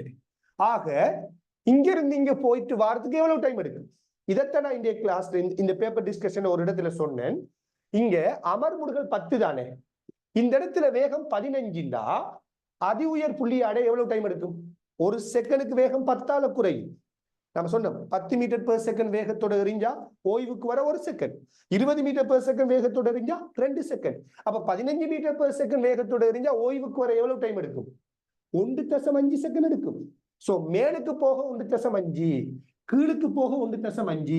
சோ மேலுக்கு போயிட்டு கீழுக்கு வரதுக்கு எடுத்த டைம் 3 செகண்ட். இந்த டைம் தான் டிஃபரண்ட் டைம். எனவே விட 3 செகண்ட். சோ விட முதலாவது. யோசிங்க. முதல் தியரிய படிங்க ஒழுங்கா. தியரிய படிக்க நம்ம யோசிக்க இயலாது, அது ஆகப்பெரிய பிரச்சனை. ரைட்? அப்ப தியரிய சரிவர படிச்சுட்டோமா, அடுத்து டெவலப் பண்ணுங்க. நம்மள கேள்விகள் செஞ்சு டெவலப் பண்ணுங்க. சோ 24வது கேள்வி என்ன? வெறுமனே ஒரு இதை பிரிச்சு நீங்க கால்குலேட் பண்றது மட்டும் நான் வெறுமனே ஒரு 45 செகண்டுக்குள்ள இந்த கேள்வியை செஞ்சு முடிச்சிருக்கலாம் ஒரு ஆள். ஏன்னா வேற ஒன்றுமே இல்லை இந்த கேள்வியில. இதுக்கு சமன்பாடுல எழுதி போனீங்கன்னா நான் நம்பல எவ்வளவு டைம் எடுக்கும். ஸோ டைம் வேஸ்ட் ஆகிடும். ஸோ திங்க் பண்றதுக்கு கூட ப்ரையாரிட்டி கொடுங்க. படிக்கக்குள்ள பிசிக்ஸை படிக்கக்குள்ள திங்க் பண்ணி படிங்க. அதான் நான் எப்பயுமே சொல்ற விஷயம். எந்த அளவுக்கு நீங்க யோசித்து தியரிய விளங்குறீங்களோ, எந்த அளவுக்கு யோசித்து ஒவ்வொரு கேள்வியோட ஆழத்தையும் நீங்க புரிஞ்சு கொள்றீங்களோ, அந்த அளவுக்கு நீங்க டெவலப் ஆகலாம். அது ஆரம்பத்துல கஷ்டமா இருக்கு. சில பேர் இருப்பான் பிசிக்ஸை பாடமாக்கி படிச்சுட்டு போவான். அவன் என்ன செய்வான்டா, ஆரம்பத்துல அந்த மாதிரி இருக்கான், அவன் அந்த மாதிரி செஞ்சுட்டு வருவான். இப்ப உதாரணமா ஒரு வருஷமா கொஞ்சம் பேர் அப்படி படிச்சிருப்பான். எப்படி பாடமாக்கின ஸ்டைல பிசிக்ஸை படிச்சுட்டு இருப்பாங்க. இப்படி போட்டீங்கன்னா இப்படி வரும், இப்படி போட்டீங்கன்னா இப்படி வரும்னு படிப்பிச்சு கொடுத்துருப்பாங்க. இவன் அதே ஸ்டைல வந்துருவான். ரைட்? இவன் நினைச்சிருப்பான் தான் நல்லா படிக்கிறேன், அந்த சிம்பிளா விஷயம் முடியுதுன்னு சொல்லி. ஏன்னு அவனுக்கு தெரியா காரணம். கொஞ்சமா வித்தியாசமான கேள்வி வந்தப்பதான் அவன் புரிவான், அல்லது டேர்ம் எக்ஸாமுக்கு போனப்பதான் அவன் புரிவான் என்ன இவ்வளவு காலம் படிச்சதுல பெருமதி என்னங்கிறது. ரைட்? அப்ப எப்பயுமே பிசிக்ஸை பொறுத்தவரையில எப்பயுமே விளங்கி படிக்கணும். இது ஆக முக்கியமான விடயம். தியரியில ஆழத்தை புரிஞ்சு படிக்கணும். நாம சும்மா ஆழம் ஆழம்னு சொல்லிட்டு இருக்கிறதுல உண்மையாவே என்னங்கிறத புரிஞ்சு படிக்கணும். சில ஆழம்ங்கிற வார்த்தையை பயன்படுத்தலாம் எல்லாரும். ரைட்? அடுத்து அந்த கேள்வியை சோட்டா எப்படி அணுகணுங்கிற விடயத்தை நம்ம புரியணும். அதுக்கு நாம திங்க் பண்றது ப்ரையாரிட்டி கொடுக்கணும். திங்க் பண்றது தான் ஆக பெரிய மாற்றல் எல்லாருக்கும். சும்மா இப்ப எடுப்புல சமன்பாடு எழுதி செய்யறதுக்கு ரெடி. கொஞ்சம் திங்க் பண்ணி செய்வோம்னா இருந்தா கேளாங்கிறது. இப்ப நான் இந்த கேள்வியை விளங்கப்படுத்தக்குள்ள நான் சமன்பாடை போட்டு எழுதி செஞ்சா எல்லாருக்கும் விளங்கிருக்கும் பெரும்பாலும். இப்ப நான் இப்படி சொன்ன உடனே கொஞ்சம் பேருக்கு ஃபர்ஸ்ட்டுக்கு கஷ்டமா இருந்துச்சு, என்ன இருந்தாலும் சொல்றான்னு சொல்லி. ரைட்? அதான் என்ன காரணம்னா நம்ம திங்க் பண்ற பவர், நம்ம திங்க் பண்ற எம்ல டெவலப் பண்ணல. பிசிக்ஸை நம்ம படிக்கக்குள்ளேயே கிளாஸ்லயே என்ன செய்யணும்னா திங்க் பண்ணி பழகணும், திங்க் பண்ணி படிப்பிக்கணும், படிக்கணும், ரெண்டும் தேவை. அப்பதான் நம்ம டெவலப் ஆகும். அப்படி டெவலப் ஆகினா தான் நம்மளோட கேள்விகளோட ஐடியாவும் டெவலப் ஆகும். சரியா? அப்படியெல்லாம் செஞ்சா தான் இந்த போட்டி பரீட்சையில நம்ம ஜெயிக்கலாம். 50 MCQவை 2 மணித்தியாலத்துக்குள்ள நீங்க செய்யணும். கேள்வியை வாசிக்கணும், யோசிக்கணும், ஐடியா எடுக்கணும், விடை எடுக்கணும். இவ்வளவு வேலை இருக்கு ஒவ்வொரு MCQ பின்னுக்கு. அப்ப எப்படி நம்ம டைமை மேனேஜ் பண்றோம்? அது யாரு மேனேஜ் பண்ணுவான்னு பாத்தீங்களா இருந்தால் சரிவர படிச்சாக்கள், பிசிக்ஸா படிச்சாக்கள். ரைட்? அப்ப கட்டாயம் என்ன செய்ய பாருங்கன்னா ஒவ்வொரு விடயத்தையும் விளங்கி படிங்க. கேள்விகளை ஒழுங்கா புரிஞ்சு சோட்டா எப்படி செய்யலாம்ங்கிறத சரிவர புரிஞ்சு படிங்க. சோட் மெத்தட்னு சொல்லி சும்மா பாடமாக்கிட்டு போவையும் வேணாம். சோட் மெத்தட் ஒன்று நீங்க படிக்கிறீங்கன்னா அது எப்படி வந்திக்குங்கிற காரணத்தோட நீங்க படிக்கணும். சில பேர் சோட் மெத்தட் சொல்லி கொடுப்பாங்க, இப்படி போட்டீங்கன்னா விட வரும். சரியானே? அதை மட்டும் அவன் பாடமாக்கி வச்சுக்குவான், இப்படி போட்டா இப்படி வரும். அது ஏன்னு அவனுக்கு தெரியாது. சோ நிபந்தனை வேறுபட்ட ஒரு கேள்வி வரக்குள்ள அதே சோட் மெத்தட்டை போடுவான், பச்சை பிள்ளையா வரும் விட. அப்ப இதெல்லாம் நீங்க கன்சிடர் பண்ணி படிச்சீங்களா இருந்தால்தான் நீங்க உங்களை டெவலப் பண்ணி கொள்ளலாம். ஸோ பிசிக்ஸ் வந்துட்டு ரொம்ப விளங்கி யோசித்து படிக்கிற ஒரு பாடம். Right? It's not a simple subject. இது வந்துட்டு ஒரு சிம்பிளான சப்ஜெக்ட் இல்லை. ரைட்? உலகத்திலே பெஸ்டான சயின்டிஸ்ட் சொல்லக்கூடிய ஐன்ஸ்டீன் ஒரு பிசிசிஸ்ட், ஒரு பௌதிகவியலாளர். சரியான? ஏன் அவர் பெஸ்டான சயின்டிஸ்ட்னா பிசிக்ஸ் வந்துட்டு அப்படியான ஒரு சப்ஜெக்ட். ரைட்? உலகத்துல வந்துட்டு ரொம்பவும் A level சப்ஜெக்ட்ல வந்துட்டு கஷ்டமான சப்ஜெக்ட்னு சொல்லக்கூடிய ரீசர்ச்சுகள் என்ன சொல்லுதுன்னா பிசிக்ஸ்ன்னு சொல்லுது. அது காரணம் என்ன சொல்றாங்கன்னா கிரிட்டிக்கல் திங்கிங் சொல்றாங்க. கிரிட்டிக்கல் திங்கிங் கூடின சப்ஜெக்ட் பிசிக்ஸ்ன்னு சொல்றாங்க. இது கிரிட்டிக்கல் திங்கிங். எழுதி பாருங்க. எழுதி செய்யறதுக்கும் இந்த விஷயத்தை நாம என்ன அனலைஸ் பண்ணி போட்டு இப்படி ஒரு முடிவு தான் கிரிட்டிக்கல் திங்கிங். இந்த கிரிட்டிக்கல் திங்கிங் வந்துகிட்டு கூடிய பாடம் வந்துட்டு பிசிக்ஸ்.